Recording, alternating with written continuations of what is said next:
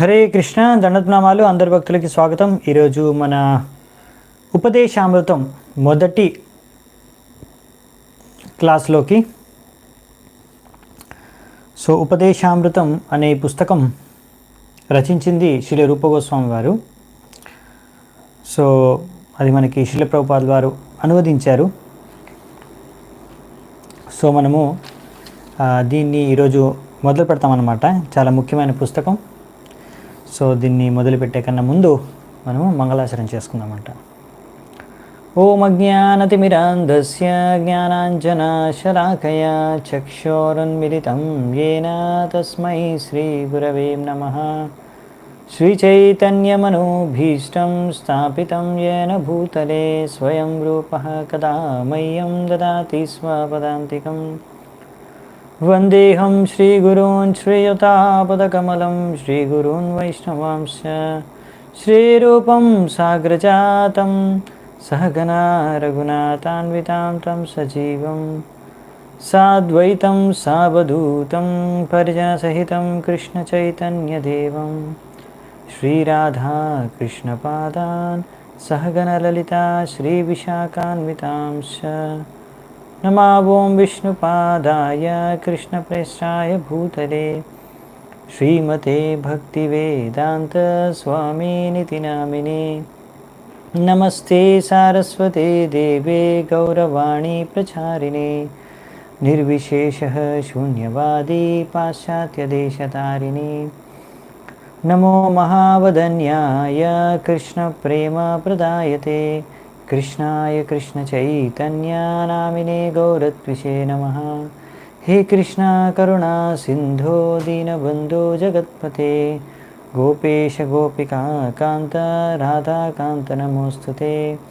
తప్తకాంచన గౌరాంగీ రాధే వృందావనేశ్వరి వృషభానుసుతే దేవి ప్రణమామి హరిప్రియే. నీలాచలనివాసాయ నిత్యాయ పరమాత్మనే బలభద్ర సుభద్రాభ్యాం జగన్నాథాయ తే నమః. వాంఛాకల్పతరుభ్యశ్చ కృపాసింధుభ్య ఏవ చ పతితానాం పావనేభ్యో వైష్ణవేభ్యో నమో నమః. జయ శ్రీకృష్ణ చైతన్య ప్రభు నిత్యానంద శ్రీ అద్వైత గదాధర శ్రీవాసాది గౌరభక్తవృంద. హరే కృష్ణ కృష్ణ కృష్ణ హరే హరే హరే రామ రామ రామ హరే హరే.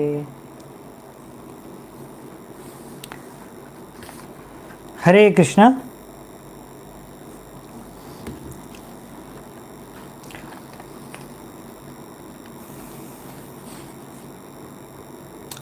ఈరోజు మనము ఒక కొత్త పుస్తకం ఉపదేశామృతం,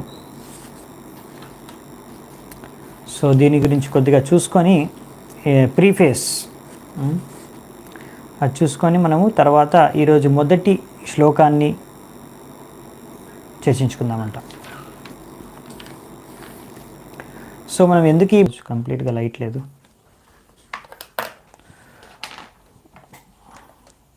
హరే కృష్ణ కృష్ణ కృష్ణ కృష్ణ హరే హరే హరే రామ రామ రామ హరే హరే. One second.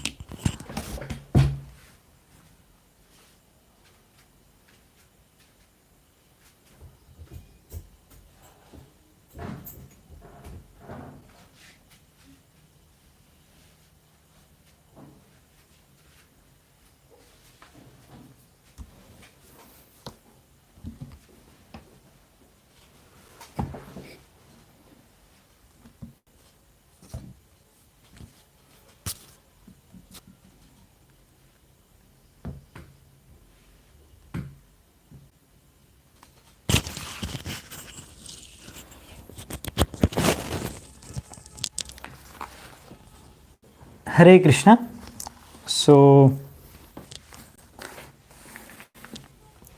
మనం కంటిన్యూ చేద్దామంట, పర్వాలేదు. ఈరోజు స్టార్టింగ్లోనే కరెంటు పోయింది, రావచ్చు వెంటనే. ఇక్కడ మనకి ఈరోజు చర్చించుకునేది ఏంటంటే, ఈ యొక్క పుస్తకాన్ని మనం ప్రారంభించబోతున్నాము, ఉపదేశామృతం. ఎందుకు దీని యొక్క ప్రాధాన్యత ఏంటి అంటే, మన ఇస్కాన్ కృష్ణ భావనామృత్ ఆందోళన అనేది మనము ఎవరి అధ్యక్షతలో మనం ఈ యొక్క ఆందోళనని నడుపుతున్నామంటే అది శ్రీల రూపగోస్వామి వారి ఆధ్వర్యంలో వారి యొక్క ఇచ్చిన ఆదేశాలు శిక్షణలు ఆధారంగా అనమాట. సో ఎందుకంటే మనకి ఇక్కడ మనం ఇస్కాన్లో ఉండే అందరము చైతన్య మహాప్రభువుని అనుసరిస్తున్నాము. ఆయన శిక్షణలను బోధనల ద్వారా మనము అన్ని కృష్ణుడి గురించి కూడా భగవంతుడి గురించి కూడా తెలుసుకొని మనము మన జీవితాల్ని తద్వారా జీవిస్తున్నాం భక్తి జీవితాన్ని. సో ఈ శ్రీ చైతన్య మహాప్రభుని ముఖ్యంగా అనుసరించేది ఇక్కడ చాలామంది బెంగాల్లో ఇది గౌడియ దేశ అంటారు, లేకపోతే గౌడియ వైష్ణవాస అంటారు, బెంగాలీ వైష్ణవుల్ని. సో చాలా మటుకు బెంగాలీ వైష్ణవులు గౌడియ వైష్ణవులు అందరూ కూడా శ్రీ చైతన్య మహాప్రభువుల యొక్క అనుచరులు అన్నమాట. శ్రీ చైతన్య మహాప్రభు యొక్క అనుచరుల్లో ముఖ్యమైన 6 మంది శిష్యులు ఉన్నారు. వారిని మనం 6 మంది గోస్వాములు అంటాం. వీరు ముఖ్యంగా బృందావనంలో నివసించి బృందావనాన్ని స్థాపించారనమాట. సో వీరి గురించి కూడా మనకి నరోత్తమ్ దాస్ ఠాకూర్ ఆయన గానంలో పాడుతారు. రూప రఘునాథ పదే హై బే ఆకుతి కబే హమ భుజా బసే యుగల ప్రీతి. సో ఆయన ఏమంటారంటే నరోత్తమ్ దాస్ ఠాకూర్ మన ఆచార్యులు, నేను ఎప్పుడు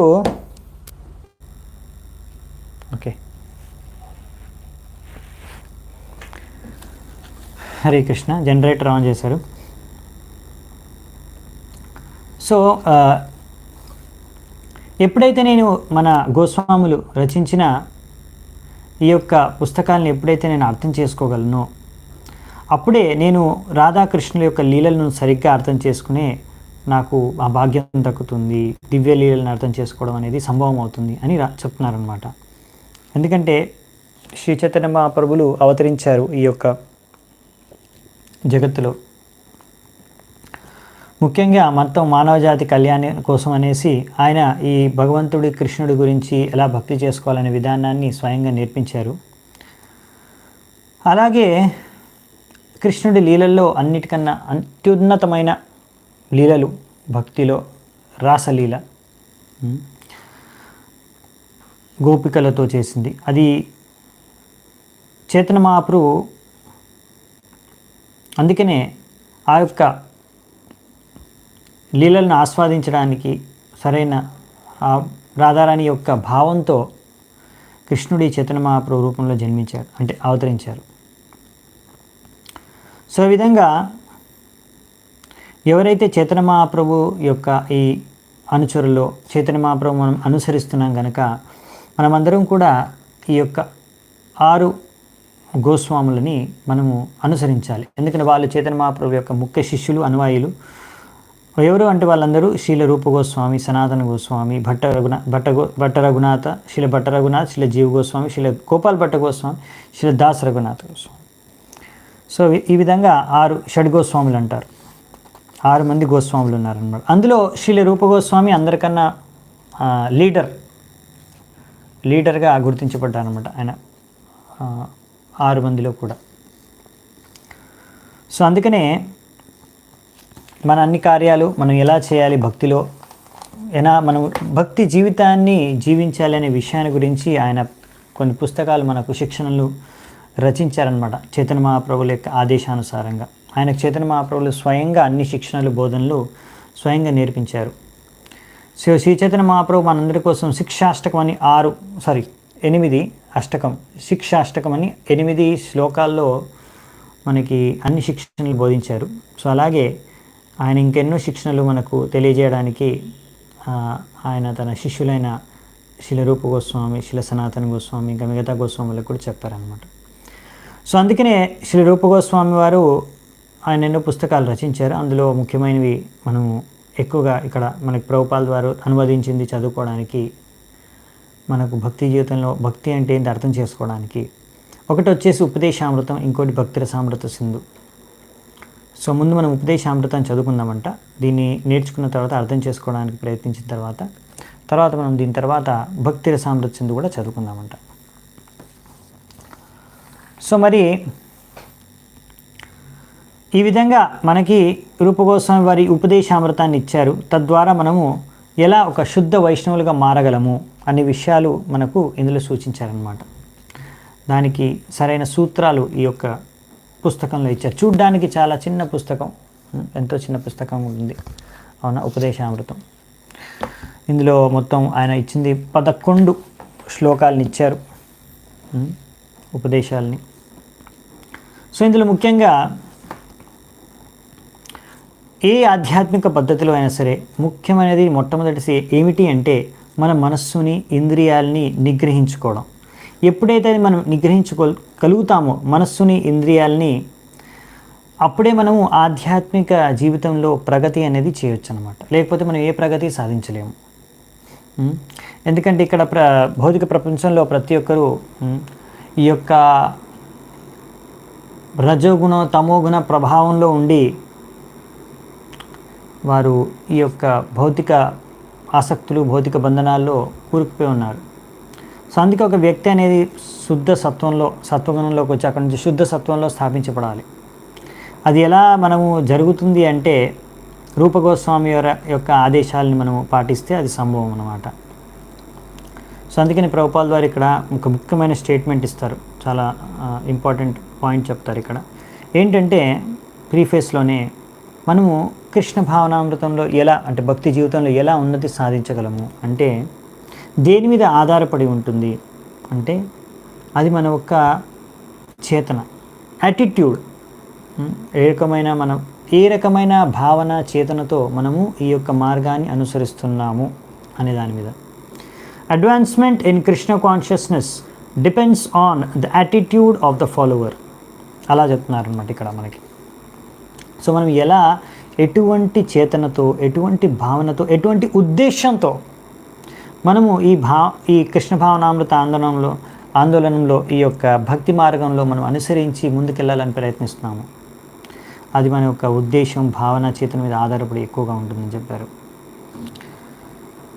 సో ఇక్కడ తద్వారా మనం ఎలా ఒక మంచి గోస్వామిగా మారగలం అని కూడా ఇక్కడ చెప్తారన్నమాట. ఎందుకంటే కృష్ణ భావనామృత ఆందోళన ఏంటంటే మనకు నేర్పించేది ప్రతి ఒక్కరు గోస్వామిగా మారాలని. సో వైష్ణవుల్ని సాధారణంగా గోస్వామి అంటారు. ఈ బృందావనంలో ప్రతి మందిరంలో ఉన్న ఒక ప్రధాన ఆచార్యుల్ని, ప్రధాన పూజారిని, ఆ మఠాధీశుని, ఆ యొక్క మందిర అధ్యక్షుల్ని గోస్వామీజీ అంటారు. అది వారికి ఒక టైటిల్ లాగా. గోస్వామి అంటే ఏం లేదు, కృష్ణుడికి మంచి శుద్ధ భక్తుడు.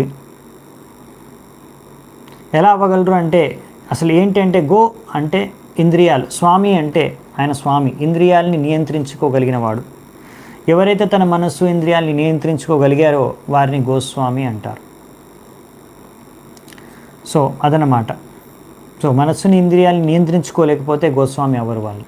కొంతమంది ఇక్కడ మనం చూస్తాం బెంగాల్లో, ఇక్కడ చాలామంది ఆ గోస్వామి అనేది ఒక టైటిల్గా పెట్టేసుకున్నారు, అంటే ఇంటి పేరుగా పెట్టేసుకున్నారు అన్నమాట.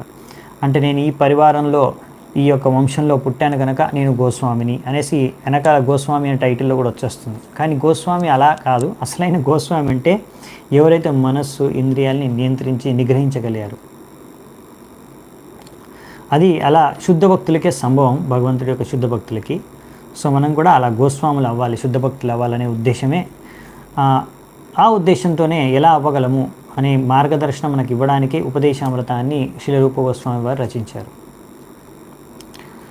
సో ఈ విధంగా భక్తిరసామృత సింధు, విదగ్ధ మాధవ, లలిత మాధవ, ఇంకా ఎన్నో పుస్తకాలు రచించారు. కానీ అన్నిటికన్నా ముఖ్యమైనది మనలాంటి సాధకులకి, ఇంకా భక్తి మార్గంలో కొత్తగా మన ప్రయాణాన్ని మొదలుపెట్టాం కనుక, ఇంకా మనం ఆ ఉన్నత స్థాయికి చేరుకోలేదు కనుక మనలాంటి కొత్త భక్తుల కోసం అనేసి ఇది చాలా చాలా మనకి ఉపయోగకరం అన్నమాట, ఉపదేశామృతం అనేది.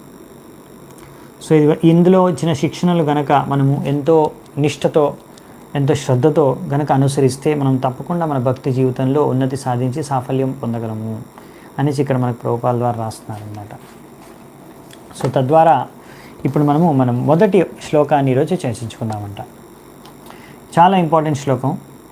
తద్వారా ఈ యొక్క శ్లోకం ద్వారా మీ యొక్క మనస్సుని, ఇంద్రియాలని, వాచో వేగం, మనసో వేగం, క్రోధాన్ని, ఇంకా ఎలా మీరు నియంత్రించుకోగలరు అన్ని వేగాల్ని, 6 వేగాలు. ఆ 6 వేగాలు ఏంటో మనం చూద్దామండి. ఈ శ్లోకం ఇలా ఉంటుంది. ఇవి ఇంపార్టెంట్, మీరు నేర్చుకొని మెమరైజ్ కూడా చేసుకోవచ్చు, అంటే కంఠస్థం కూడా చేయొచ్చు మీరు. వాచో వేగం మనసః క్రోధ వేగం జిహ్వా వేగం ఉదరోపస్థ వేగం ఏతాన్ వేగాన్ యో విషహేత ధీరః సర్వామపి మాం పృథ్వీం సశిష్యాత్. సో ఇక్కడ ఏం చెప్తున్నారంటే, ఏ వ్యక్తి అయితే, ఏ ఉన్నతమైన వ్యక్తి ఇలా 6 వేగాల్ని నియంత్రించుకోగలరో, అంటే ఈ 6 వేగాలు ఏంటంటే ఇక్కడ ఈ 6 వేగాల్ని ఎవరైతే సహించగలరో, టాలరేట్ చేయగలరో, సహించి నిగ్రహించి వాటిని నియంత్రించగలరో. వాచో వేగం అంటే వాక్ అంటే మనం మాట్లాడే మాటలు, స్పీచ్. వాచో వేగం, ఇంకో వేగం ఏంటి నెక్స్ట్ది? మనసో వేగం, మనసు యొక్క వేగం అంటే మనస్సును నియంత్రించుకోగలిగేవాడు. అలాగే క్రోధో వేగం, క్రోధ అంటే కోపం. మనం క్రోధాన్ని ఎలా నియంత్రించుకోగలం, ఎవరైతే నియంత్రించుకోగలరో, తన వాచో అంటే మనం చెప్పే వాక్యాలపైన, మనస్సు యొక్క నడవడిక పైన, అలాగే క్రోధం పైన, ఇంకా జిహ్వా వేగం ఉదరోపస్థ వేగం. జిహ్వా వేగం అంటే మనం నాలికే, అంటే రుచి చూడాలి, తినాలి అనే ఆ యొక్క వేగం పైన. వేగం అంటే డిమాండ్ అన్నమాట. ఈ వేగం పైన మనకు నియంత్రణ. అలాగే ఉదర అంటే మనం పొట్ట, కడుపు తింటాం కదా మనం, ఆహారం, బెల్లి. ఇంకా జననేంద్రియాలు, ఉదర ఉపస్థ వేగం. ఎవరైతే ఈ 6 వేగాల్ని నియంత్రించగలుగుతారో, సహించగలుగుతారో, సో వారు మొత్తం పృథ్వీ పైన శిష్యుల్ని స్వీకరించడానికి, తయారు చేయడానికి సరైన అర్హులు, గురువులుగా మారవచ్చు. వారు శిష్యుల్ని తయారు చేయడానికి యోగ్య వ్యక్తులు అని ఈ యొక్క శ్లోకంలో చెప్తారన్నమాట. సో మనము ఒకవేళ ప్రచారం చేయాలి అనుకుంటే, ముఖ్యంగా ఇంకా మంచి భక్తులను, శుద్ధ భక్తులను అవ్వాలి అనుకుంటే, ఈ యొక్క ఆధ్యాత్మిక జీవితంలో ఉన్నతి చెందాలనుకుంటే ఈ 6 వేగాల్ని నియంత్రించుకోవాలంట. సో మరి ఎందుకు ఇది అవసరం? ఏం అవసరం దీనికి? సరే, మనం మనము శుద్ధ భక్తులం అవ్వాలంటే మనం ఎన్నో పాపాలు చేస్తుంటాం కదా, అవన్నీ తొలగించుకుంటే సరిపోతుంది కదా అని కొంతమంది అనుకోవచ్చు. అలాగే మనం పాపాలు తొలగించుకోవడానికి ఏవో ప్రాయశ్చిత్త మార్గాలు ఉంటాయి కదా, మనకు శాస్త్రాల్లో, వేదాల్లో చెప్తారు కదా.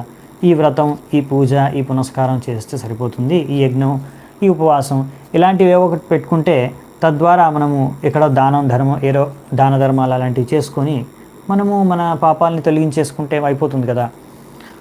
ఎందుకు ఇవన్నీ 6 వేగాల్ని నియంత్రించుకోవాల్సిన అవసరం ఏంటి అని మీరు అనుకోవచ్చు కదా. అందుకనే ముందు దీని అవసరం ఏంటనే విషయాన్ని మనకు తెలియజేయడానికి మనకు ప్రభుపాల్ వారు శ్రీమద్ భాగవతం నుంచి ఒక మంచి ఉదాహరణని, పరీక్షిత్ మహారాజు సుఖదేవ్ గోస్వామికి అడిగిన ప్రశ్నకి జవాబు, ఉదాహరణ, తద్వారా మనకు అర్థమవుతుంది ఈ 6 వేగాల్ని నియంత్రించుకోవాల్సిన అవసరం ఏమిటి అని. ప్రభుపాల్ వారు మనకు చాలా సిస్టమేటిక్గా ప్రజెంట్ చేస్తారనమాట.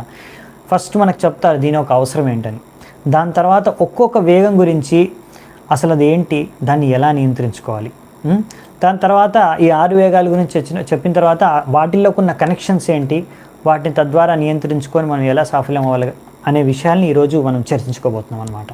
చాలా చాలా ముఖ్యం. భక్తి జీవితంలో మనకి ఎన్నో రకాల అడ్డంకిలు ఏవైతే వస్తాయో వాటిని ఎలా అధిగమించాలో మనం తెలుసుకునే మార్గం ఇది. సో పరీక్షిత్ మహారాజు వచ్చేసి ఒక ప్రశ్న అడుగుతారనమాట. ప్రజలు ఈ ప్రాయశ్చిత్త మార్గాన్ని ఎందుకు ఎన్నుకుంటున్నారు? ఈ ప్రాయశ్చిత్త మార్గం ద్వారా వాళ్ళు ఎలాగో వారి యొక్క మనస్సుని, వాళ్ళ యొక్క ఇంద్రియాల్ని నియంత్రించుకోలేరు. తద్వారా ఏం లాభం? ఇలాంటి ప్రాయశ్చిత్తం చేసుకొని తద్వారా ఏం లాభం అంటే ఇప్పుడు ప్రాయశ్చిత్తం చేసుకుంటే మరి పాపాలు తొలగిపోతాయి కదా, సరిపోతుంది కదా అని మీరు అనొచ్చు కదా. మరి ఇక్కడ ఏం లాభం అని ఎందుకు అడుగుతున్నాడు? దానికి ఇంద్రియాలని మనస్సుని నియంత్రించుకోవాల్సిన అవసరం ఏంటి అంటే, ఒక ఉదాహరణ చెప్తున్నారు ఇక్కడ ప్రభుపాల్ వారు. ఒక దొంగ ఉన్నాడు అనుకోండి, ఆ దొంగ ఉంటే ఇప్పుడు వాడు దొంగతనం చేస్తాడు, వాడికి అది అలవాటు ప్రకారంగా దొంగతనం చేస్తున్నాడు. సో ఆ దొంగని ఒకసారి ఎప్పుడో ఒకసారి పట్టుబడతాడు పోలీసులకి. ఆ పోలీసులు ఆ దొంగను పట్టుకొని జైల్లో వేస్తారు, దండిస్తారు. తర్వాత కొన్ని రోజుల తర్వాత వాడిని వదిలేస్తారు. కానీ తర్వాత మళ్ళీ వదిలేసిన తర్వాత మళ్ళీ కొన్ని రోజుల తర్వాత మళ్ళీ వాడు దొంగతనం స్టార్ట్ చేస్తాడు. సో ఈ విధంగా మరి ఆ దొంగ శిక్ష అనుభవించిన తర్వాత కూడా దొంగతనం అనేది మానుకోలేదు, ఇంకా చేస్తూనే ఉన్నాడు. అటువంటి సమయంలో అటువంటి శిక్ష ఏదైతే జరిగిందో, శిక్ష ఏదైతే అనుభవించాడో దాని యొక్క లాభం ఏమీ లేకుండా పోయింది. అలాగే ఎందుకు అంటే ఇక్కడ ఆయన యొక్క ప్రవృత్తి, దొంగతనం చేయాలి అనే అలవాటు, ఆ ప్రవృత్తి ఇంకా అది పోలేదు కనుక లోపల ఇంకా అలవాటు ప్రవృత్తి అనేది ఉంది చేయాలి అని. మళ్ళీ అవకాశం దొరికినప్పుడు చేస్తాం. ఆ విధంగా ఒకసారి పట్టుబడ్డాం, ప్రతిసారి పట్టుబడతామా? మాకు తెలిసి ఎలా తప్పించుకోవాలి. సో ఈ విధంగా ఏంటంటే ఇదొక స్వభావం అన్నమాట మనిషిది, బద్ధజీవి యొక్క స్వభావం. సో అందుకనే ఇందులో రకరకాల జీవులు ఉంటారు, రకరకాల మనుషులు రకరకాల స్థలాల్లో ఉంటారు, రకరకాల స్వభావాలతో ఉంటారు. ప్రతి ఒక్కరు అలాంటి స్వభావంతో ఉండరు. సో ఎవరైతే ఎక్కువగా బుద్ధిమంతులు ఉంటారో, తెలివైన వాళ్ళు, ఎవరిని మనం తెలివైన బుద్ధిమంతులుగా ఎవరిని గ్రహిస్తాం అంటే ముఖ్యమైన అంటే వీడికి చాలా తెలివి ఉంది, తెలివైన వ్యక్తి అని మనం ఎలా గుర్తించగలము? ఇతని తెలివైన వ్యక్తి అని ఎలా అనగలం అంటే, ఎవరైతే శాస్త్రాల్లో చదివి అర్థం చేసుకుంటారో, శాస్త్రాల ద్వారా విని చదివేసి అర్థం చేసుకుంటారో, అరే ఇది తప్పు పని, ఇది చేయకూడదు, ఇది చేయడం మనకు మంచిది కాదు అనేసి ఆ పనిని చేయకుండా వదిలేస్తారో అతను తెలివైనవాడు.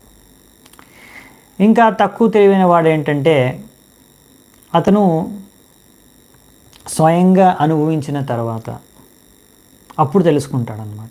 ఓహో ఇది ఇలా చేస్తే మనకి ఇలా అంటే ఫస్ట్ టైం చదివినప్పుడో విన్నప్పుడో ఎవరైనా చెప్తే అంతగా పట్టించుకోడు.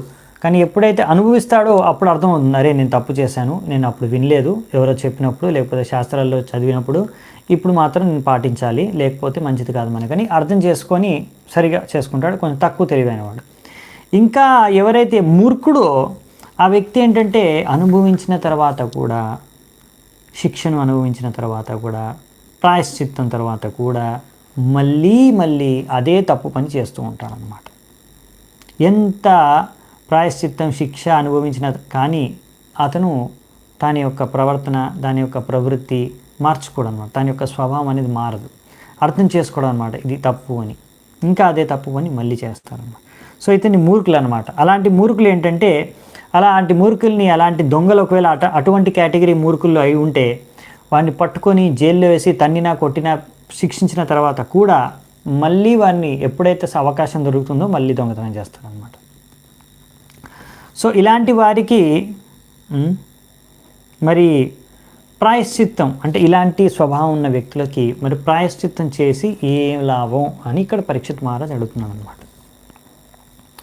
ఎందుకంటే ఈ ప్రాయశ్చిత్తం ద్వారా ఆ ప్రవృత్తి, తప్పు చేసేది అలవాటు, ఆ మనస్సు ఇంకా ఇంద్రియాలు వాటి నిగ్రహణ జరగలేదు కనుక మళ్ళీ అవి తప్పుదారిన వెళ్ళడానికి అవకాశం అనేది ఉందన్నమాట. ఇంకా అంటే చెప్పాలి అంటే ప్రాయశ్చిత్తం అయిపోయింది కదా, మళ్ళీ చేసుకోవచ్చులే ప్రాయశ్చిత్తం అనే ఒక ఆలోచన ద్వారా కూడా జనాలు మళ్ళీ చేస్తూ ఉంటారు తప్పులు. సో అందుకనే ఇలాంటి ప్రాయశ్చిత్తం ఎలాంటిది అనేది పరీక్షిత్ మహారాజ్ ఇంకో ఉదాహరణ ఇచ్చి చెప్తున్నారు. ఏమని? దృష్టశ్రుతాభ్యాం యత్ పాపం జానన్నప్యాత్మనో హితం కరోతి భూయో వివశః ప్రాయశ్చిత్తం మతో కతం క్వచిన్నివర్తతే భద్రాత్ క్వచిచ్చరతి తత్పునః ప్రాయశ్చిత్తం మతో పార్థం మన్యే కుంజర శౌచవాత్. ఏమంటారంటే ప్రాయశ్చిత్తం అతో కథం, ఏం లాభం ఈ ప్రాయశ్చిత్తం, ఇది మన్యే కుంజర శౌచవాత్. మన్యే కుంజర శౌచవాత్ అంటే ఇది ఏనుగు యొక్క స్నానం వంటిది. శౌచవాత్ అంటే క్లీనింగ్, స్నానం. కుంజర అంటే ఎలిఫెంట్, ఏనుగు. ఏనుగు ఎలాగైతే స్నానం చేస్తుందో అటువంటిది ప్రాయశ్చిత్తం అని. అదేంటండి ఏనుగు స్నానంకి ఇది ప్రాయశ్చిత్తానికి ఏంటి పోలిక అంటే, పోలిక ఏంటంటే ఏనుగు ఉంటుంది కదా, అది మంచి నదిలో బాగా స్నానం చేస్తుంది శుభ్రంగా, చాలా బాగా స్నానం చేసిన తర్వాత నది పైకి ఒడ్డుకు వచ్చిన తర్వాత అక్కడ ఉన్న ఇసుక లేకపోతే అక్కడ నది ఒడ్డున్న మట్టిని మళ్ళీ చల్లుకుంటుంది, ఆ బురదని మళ్ళీ తన నొత్తిపైన తొండంతో చల్లుకుంటుంది అనమాట. బాగా మంచిగా స్నానం చేసిన తర్వాత వచ్చిన తర్వాత మళ్ళీ బురదను చల్లుకుంటుంది. సో అలాంటి స్నానం చేసి ఇంకేం లాభం ఏనుగుకి? అది ఏనుగు ఒక స్వభావం. సో అలాగే ఒక వ్యక్తి పాపాలన్నీ చేసి మళ్ళీ ప్రాయశ్చిత్తం చేసి ఆ పాపాలన్నీ కడుక్కొని శుద్ధమైపోయి మళ్ళీ పాపాలు చేస్తున్నాడు. సో అలాంటప్పుడు అటువంటి ప్రాయశ్చిత్తం చేసి ఏం లాభం? అది ఏనుగు స్నానం వంటిది, కుంజర శౌచవాత్. అది నా భావన అని ఇక్కడ పరీక్షిత్ మహారాజు మరి శుకదేవ్ గోస్వామికి చెప్తున్నారనమాట. సో అందుకనే ఇక్కడ మనకు చెప్పేది ఏంటంటే, అప్పుడు మనకి తర్వాత శుకదేవ్ గోస్వామి కూడా అంటారు, కరెక్టే నువ్వు చెప్పింది, ప్రాయశ్చిత్తం అనేది మార్గం కాదు, సంపూర్ణంగా ఇది పాపాలని మనకు పాపాలు చేసే ప్రవృత్తిని తొలగించడానికి ప్రాయశ్చిత్తం సరిపోదు, ఇది కుంజర శౌచవాత్ అంటే కరెక్టే నువ్వు అంది అని కూడా సమర్థిస్తారనమాట శుకదేవ్ గోస్వామి. సో మరి ఏంటి, మరి ఎలా ఈ పాపాలు చేసే ప్రవృత్తి అనేది ఎలా తొలగిపోతుంది, మూలం నుంచి ఎలా తొలగేది? జడల్ అంటే రూట్ నుంచి, రూట్ కాజ్, మూల కారణం నుంచి ఎలా తొలగిపోయేది పాపాలు చేసే ప్రవృత్తి? మరి ఇంకా మార్గం ఏంటి? ప్రాయశ్చిత్తం మార్గం కాకపోతే మరి ఏంటి మార్గం అనేది శుకదేవ్ గోస్వామి చెప్తారనమాట. ఇది 6వ స్కందంలో వస్తుంది మనకి. అక్కడే హరినామం యొక్క మహిమను కూడా విస్తృతంగా చర్చిస్తారు, వర్ణన అనేది జరుగుతుంది. సో ఈరోజు కూడా అది కొద్దిగా చూద్దామంట. సో అందుకనే ఒకవేళ కొంతమంది వ్యక్తులు ఏమనుకుంటారంటే, హరినామం ఉంది కదా, హరినామం చేస్తే అన్ని పాపాలన్నీ తొలగిపోతాయి, ఇంకా మనం ఏం చేసే అవసరం లేదు, కనుక మనము ఎన్ని పాపాలంటే అవి చేసుకుంటూ ఇంకో సైడ్ నుంచి రోజు హరినామం జపించుకుంటే సరిపోతుంది కదా. ఎన్ని పాపాలు చేసినా రోజు హరినామం జపిస్తున్నాం కాబట్టి పాపాల యొక్క పాప ఫలాలన్నీ కూడా మనకి తొలగిపోతాయి, పాపాలన్నీ కూడా తొలగిపోతాయి, కడిగిపోతాయి, అన్నీ కడిగేసుకోవచ్చు మనం, హరినామం జపిస్తే సరిపోతుంది, అంత శక్తి ఉంది కదా హరినామంలో. ఇలా కొంతమంది ఆలోచిస్తూ కూడా ఒకవైపు నుంచి హరే కృష్ణ మహామంత్రం జపం చేసుకుంటూ ఇంకో వైపు నుంచి అన్ని పాపాలు చేస్తూ ఉంటారు. నాకేం కాదు, ఇంకా నా పాపాలన్నీ తొలగిపోతాయి, ఎందుకంటే భగవంతుడు నామం జపిస్తున్నాను కదా.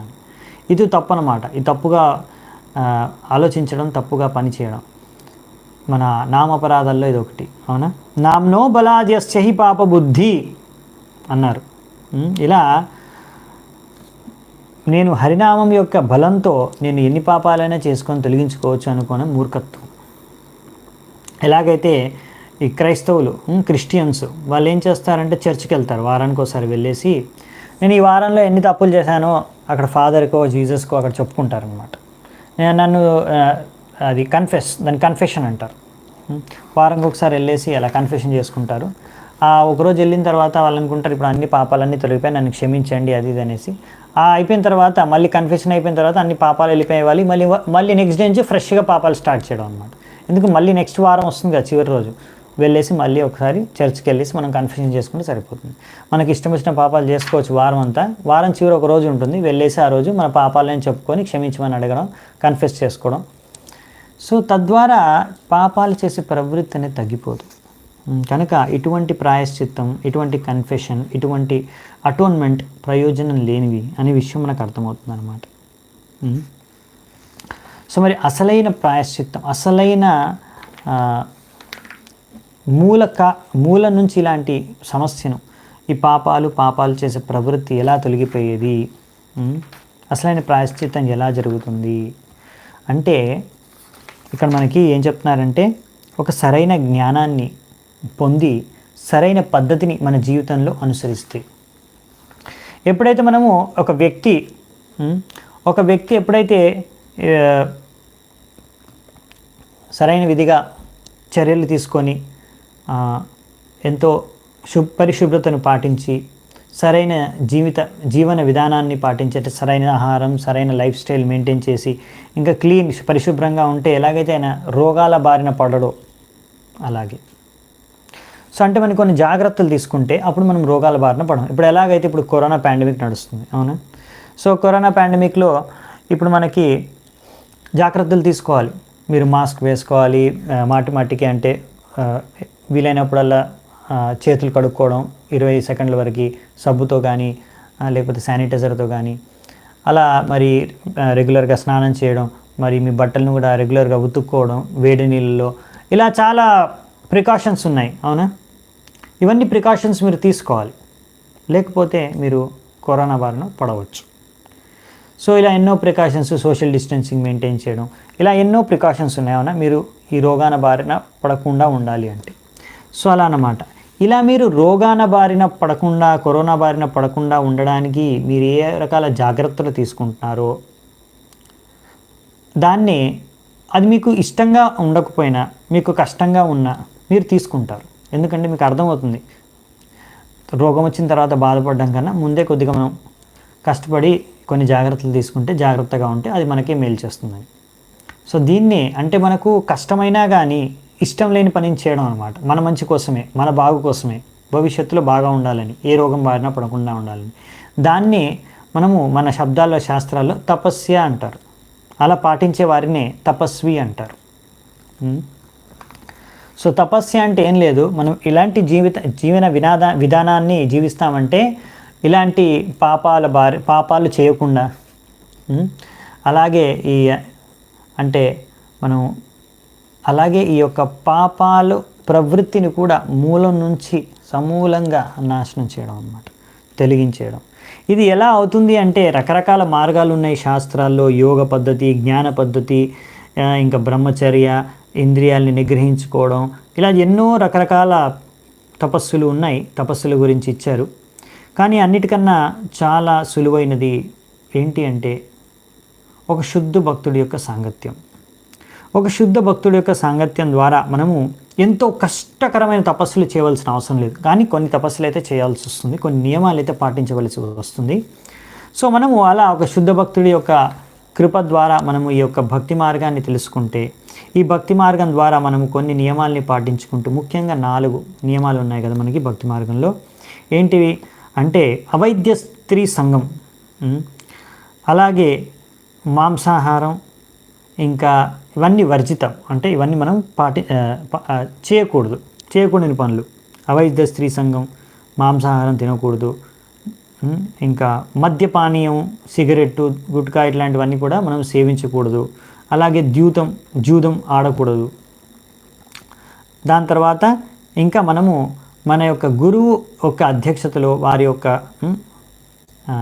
ఆధ్వర్యంలో మనము భగవంతుడికి సేవ చేసుకోవడం.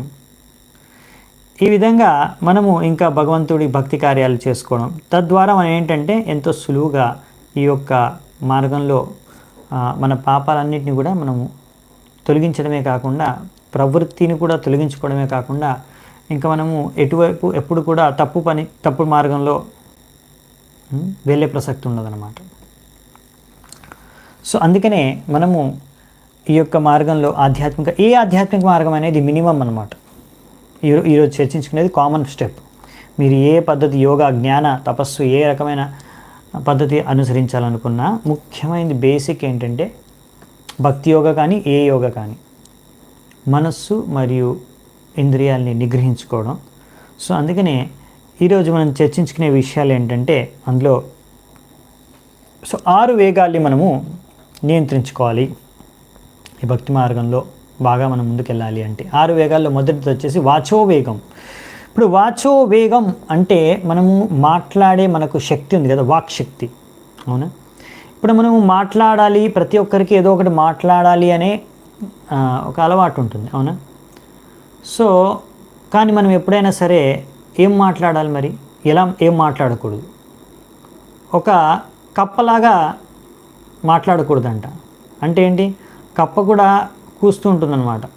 మీరు కప్ప ఇప్పుడు ముఖ్యంగా ఇప్పుడు మీరు సిటీలో, మాకు తెలియదు మీరు చూసారో లేదో ఎప్పుడైనా కప్పని, ఇక్కడ మేము రోజు చూస్తాము. సో ఇప్పుడు వానాకాలంలో కప్పలు బాగా బయటకు వస్తాయి. మీరు చూస్తే ఆ వానలు వచ్చినప్పుడు నీళ్ళల్లో బాగా సౌండ్ చేస్తూ ఉంటాయి కప్పలు.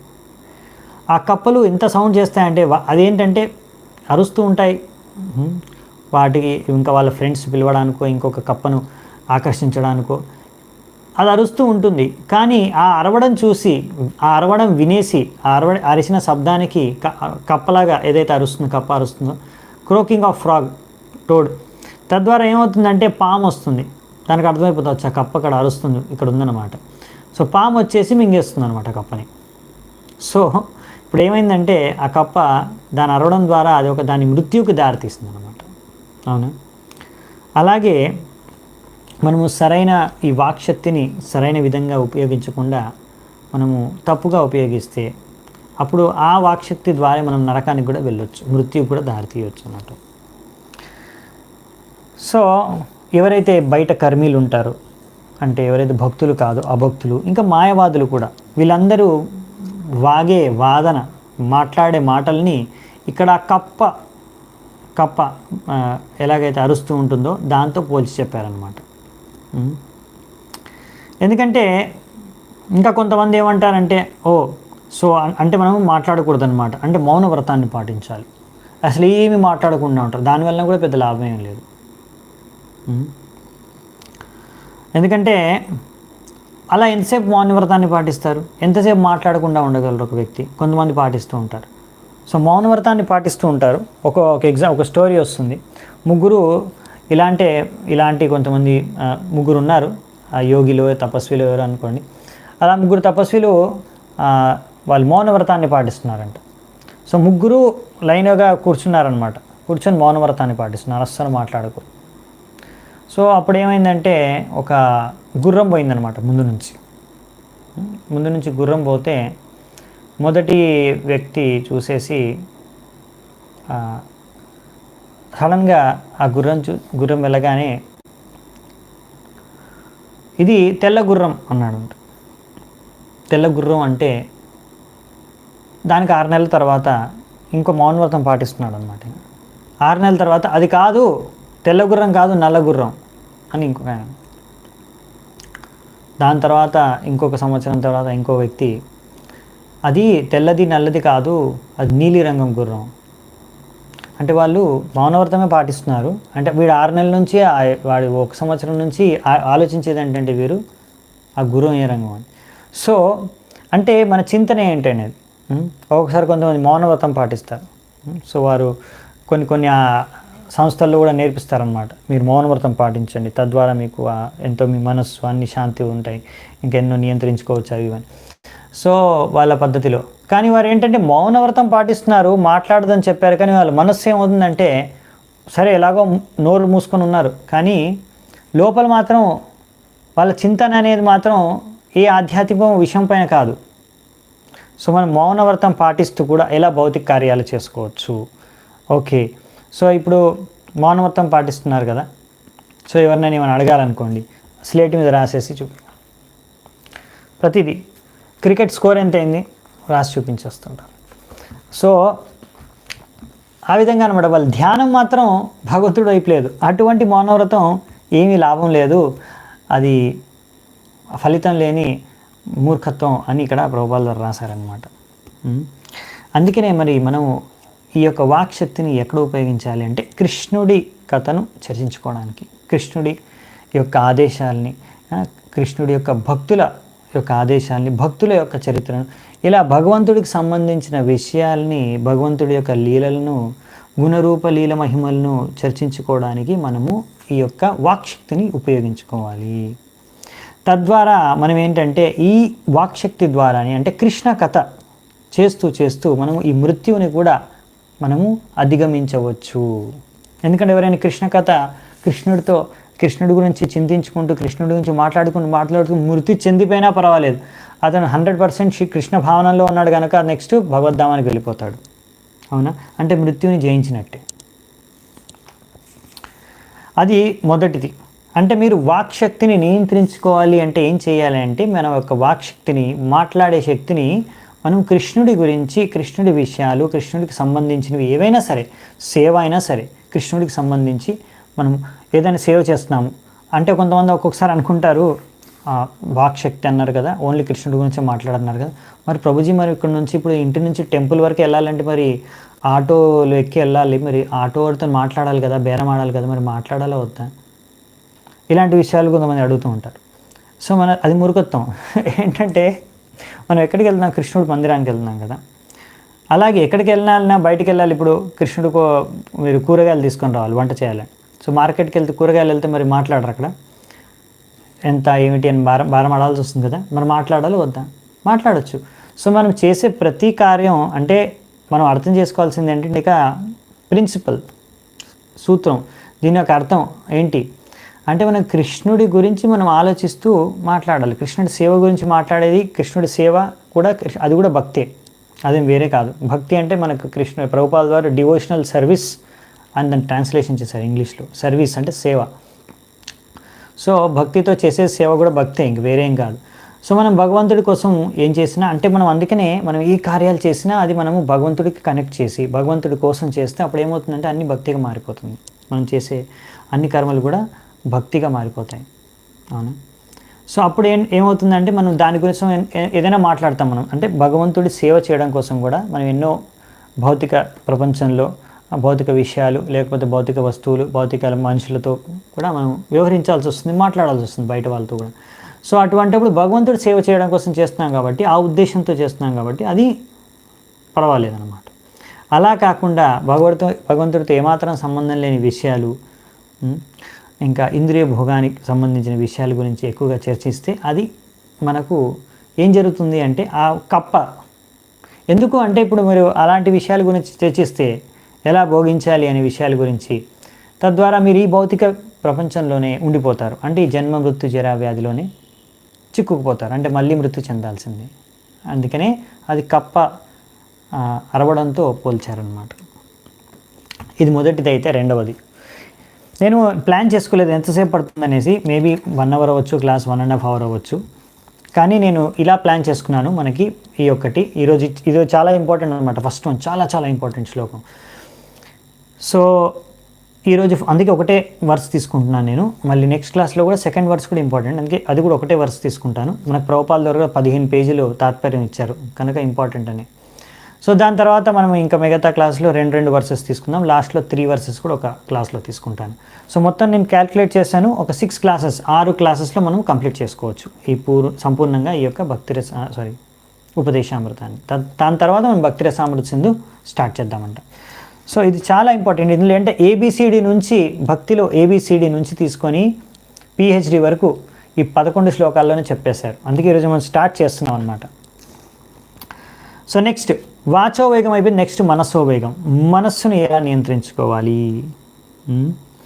ఇది కూడా చాలా. మనస్సు చంచలం హి మనః కృష్ణ అని ప్రమాతి బలభద్రడం అని అర్జునుడు కృష్ణుడికి అన్నాడు. చంచలం, మనస్సు ఎంతో చంచలం, ఒక చోట ఉండదు, ఒక విషయం పైన ఆలోచించదు, అటు ఇటు ఇటు. ఇవాళ రేపు అంటే ఇవాటి కాలంలో ఇంకా ఎక్కువ చంచలం. ముందు జనాలు ప్రవచనాలు వినాలంటే 1 గంట సేపు, 2 గంటలు, 3 గంటలు, 4 గంటలు కూడా వినేవారు కూర్చొని హాయిగా. కానీ ఇవాళ రేపు వాళ్ళు మీరు 1 గంట సేపు ప్రవచనం అంటే చాలా తక్కువ మంది. మాకు ఏదైనా సరే 5 మినిట్స్ వీడియో కావాలి, 5 మినిట్స్ 10 మినిట్స్ వీడియో, అందులో అంత విషయాలు చెప్పేసేయండి అంతే, ఏం భగవంతుడి విషయాలు ఉన్నాయి, అంతకన్నా ఎక్కువ వినలేం, ఓపిక లేదు. ఎందుకంటే మనస్సు చంచలం, అందుకే నియంత్రణలో లేదు.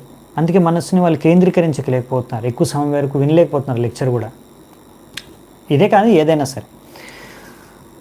సో మనకి చైతన్య చరితామృతంలో ఈ శ్లోకం వస్తుందన్నమాట. అంటే ఎలా మనము మరి మనస్సుని నియంత్రించుకోవడం అంటే కృష్ణుడి పైన కేంద్రించడం ద్వారానే మనసుని మనము నియంత్రించగలమంట. కృష్ణ సూర్య సమ మాయా అంధకార యహ కృష్ణతః నహి మాయర అధికార. సో ఎక్కడైతే కృష్ణుడు ఉంటాడో అది సూర్య సమానుడు, అక్కడ ఇంకా మాయ అని అంధకారం ఉండదు. సో ఎక్కడైతే కృష్ణుడు ఉంటాడో అక్కడ మాయ యొక్క అధికారం నడవదు అని చెప్తున్నారు ఇక్కడ. అవునా? సో మనము ఇప్పుడు మనస్సులో అంటే ఇప్పుడు మైండ్ ఉంటుంది కదండి, అంటే మనం ఏది తప్పుగా ఆలోచించకూడదు అనే కదా. అంటే మరి ఏమీ ఆలోచించకుండా ఉండొచ్చు కదా. ఇప్పుడు మనం ఎలా అయితే వాక్లో అన్నాం కదా మౌనవ్రతం, అలాగే మనస్సును కూడా సరేనండి తప్పుగా ఆలోచించొద్దని చెప్పారు కదా, ఏది ఆలోచించకుండా ఉంటే సరిపోతుంది కదా అని. కానీ అది సంభవమా? ఎంతసేపు అసలు ఏమీ ఆలోచించకుండా ఉండగలరు మీరు ఎన్నిసార్లు మీరు ప్లాన్ చేసుకుని ఆలోచిస్తారు? మీరు మామూలుగా ఇలా కూర్చున్నప్పుడు మీరేం ప్లాన్ చేసుకోరు, కానీ మనసు ఎక్కడెక్కడికో తీసుకెళ్ళిపోతూ ఉంటుంది, ఏవేవో విషయాలు పైన ధ్యానం అనేది పోతూ ఉంటుంది. అదంతకు అదే మనం ఆలోచించే మన మన మన కంట్రోల్లోనే లేదు అది మనసు. అవునా? సో కనుక మనం అలా నేను ఉంటాను ఇలా ఏమీ ఆలోచించకుండా ఉంటాను సరిపోతుంది అనేది ప్రాక్టికల్ కాదనమాట. అది సంభవం కాదు. అది కృత్రిమంగా మనం ఆలోచిస్తున్నాం అలా. అది ప్రాక్టికల్గా జరిగే పని కాదు. ఎలాగైతే ఇప్పుడు గ్లాస్ ఉందండి, ఒక గ్లాసులో మీరు మామూలుగా గాలి ఉంటుంది, అవునా?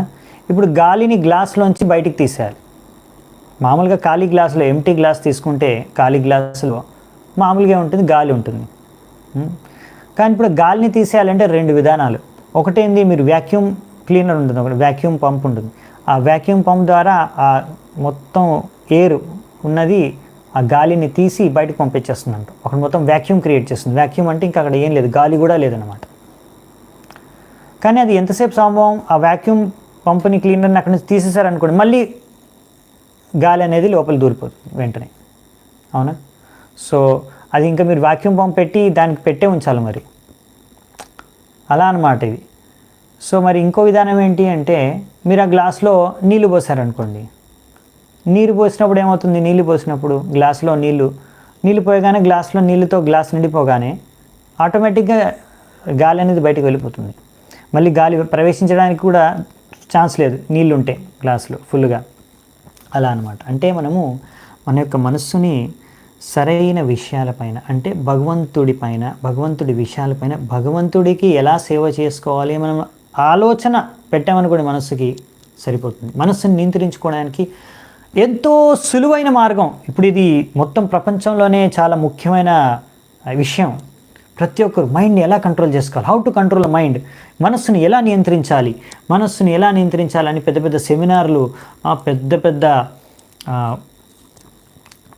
సైకియాట్రిస్టులు, పెద్ద పెద్ద ప్రొఫెసర్లు, పెద్ద పెద్ద ఫిలాసఫర్లు రకరకాల సంభాషణలు చేస్తూ ఉంటారు.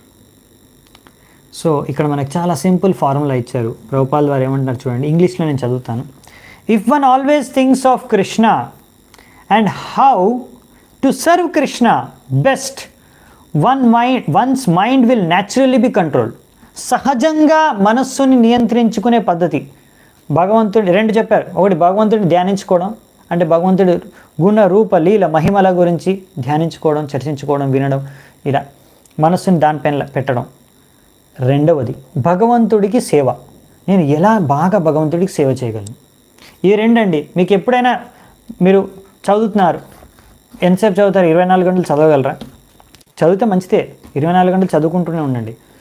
మన మెయిన్ పాయింట్ ఏంటంటే, మనకు చెప్పాం కదా, కృష్ణుడిని స్మరించుకుంటూ ఉండాలి. ఎప్పుడైనా సరే కృష్ణుడిని స్మరించుకోవడం మర్చిపోకూడదు, అంతే మన ఫార్ములా. సో దానికి మీరు జపం చేయగలుగుతారా? 24 గంటలు జపం చేయగలిగితే చేయండి, 24 గంటలు జపం. కానీ అది మనకు కష్టం, సంభవం కాదు మనం ఉన్న బద్ధవస్థలో. కానీ ఎన్ని వీలైతే అన్ని మాలలు చేసుకోవచ్చు, ఎంతసేపు చదువుకోవాలంటే అని చదువుకోవచ్చు. కానీ 1 గంట చదువుతాం, 2 గంటలు చదువుతాం, లేకపోతే 16 మాలలు చేస్తాం, 32 మాలలు ఇస్తాం. తర్వాత మనకు అనిపిస్తుంది, అరే ఇంకేదైనా వేరే చేయాలి. ఇప్పుడు చాలా మాలలు చేసేసాం ఈరోజు, చాలా ఆల్రెడీ చదివేసుకున్నాం, ఇంకా మనకు బుర్రలోకి ఎక్కట్లేదు ఇంకేం చదివినా కానీ. ఇప్పుడు వేరే అలాంటి సమయంలో మనం ఇంకోటి ఏంటి, మనకి రెండోది సేవ. సో వెంటనే ఆలోచించాలి, ఎలా మనం సేవ చేయొచ్చు. ఏదో ఒక విధంగా ఈ సేవలో మనము భగవంతుడి సేవలో మన మనస్సు నిమగ్నమై ఉండాలి. ఒకవేళ మనకి అదే సాధన సేవ, మీరు ఎప్పుడూ రెండిట్లో ఏదో ఒకటి చేస్తూ ఉండాలన్నమాట. ఈ రెండిట్లో ఏదో ఒక దాంట్లో మనస్సు అనేది ఇన్వాల్వ్ అయి ఉండాలి. ఏదైనా సాధన లేకపోతే సేవ. సాధన చేయాలి, సేవ చేయాలి. సాధన ఫుల్ అయిపోగానే వెంటనే సేవకి వెళ్ళిపోవాలి.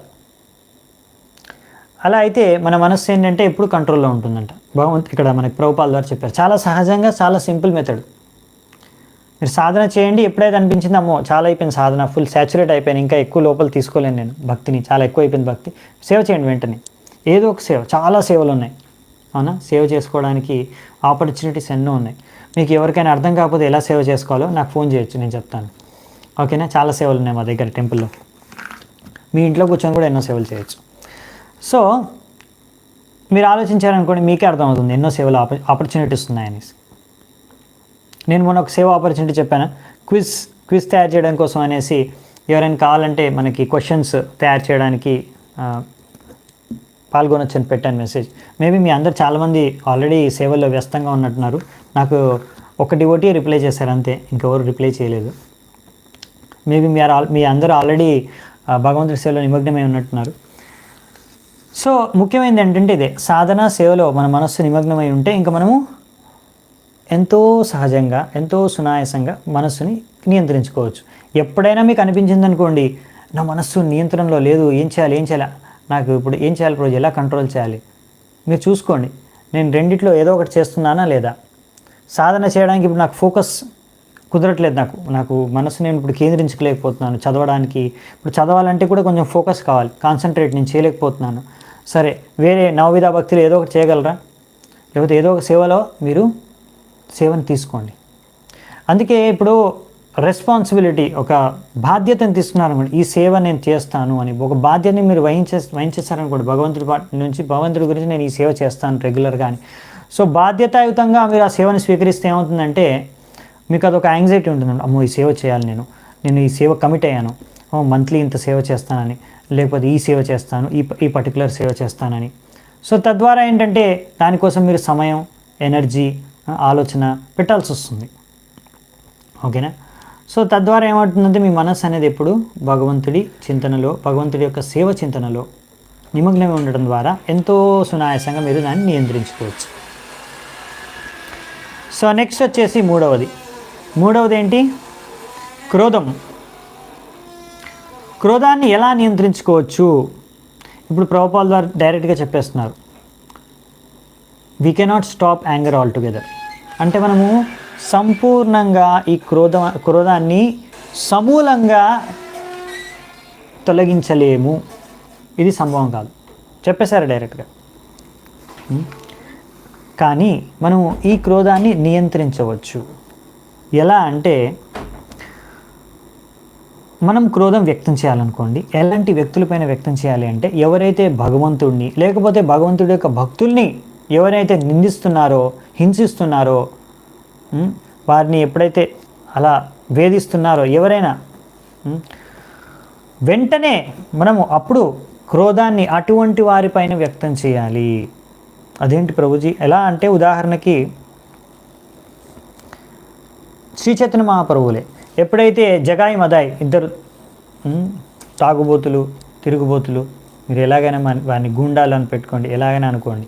సో వాళ్ళు ఎప్పుడైతే నిత్యానంద ప్రభుని అతను వాళ్ళిద్దరిలో ఎప్పుడైతే అతని చేతిలో ఉన్న మద్యపానం చేసే పాత్రతో విసిరి కొడితే నిత్యానంద ప్రభు తలకాయకి ఇక్కడ తగిలి రక్తం వచ్చడం స్టార్ట్ అవుతుంది. వెంటనే ఆ ఒక సమాచారం ఎప్పుడైతే చైతన్య మహాప్రభుకి తెలిసిందో వెంటనే అక్కడ చేరుకుని సుదర్శన చక్రాన్ని పిలుస్తారు, ఇప్పుడే వీడిని నరికేస్తామని. త్రినాదపి సునీచేన తరోరేవ సహిష్ణున అమానినమానదీన కీర్తనీయ సదాహరి అని అన్న శిక్షాష్టకం, ఈ సూత్రాన్ని కూడా, శిక్షణను కూడా చైతన్య మహాప్రభు ఇచ్చారు, 3వ శిక్షాష్టకం ప్రార్థన.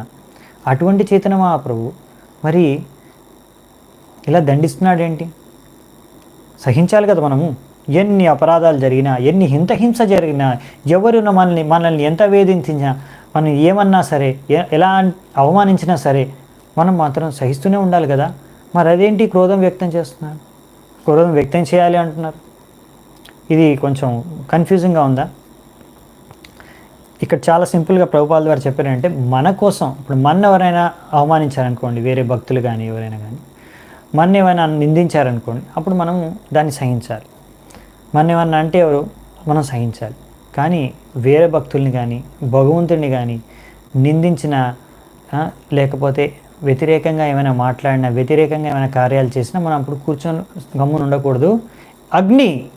అగ్నిలాగా మనము ఇక్కడ ఫైర్,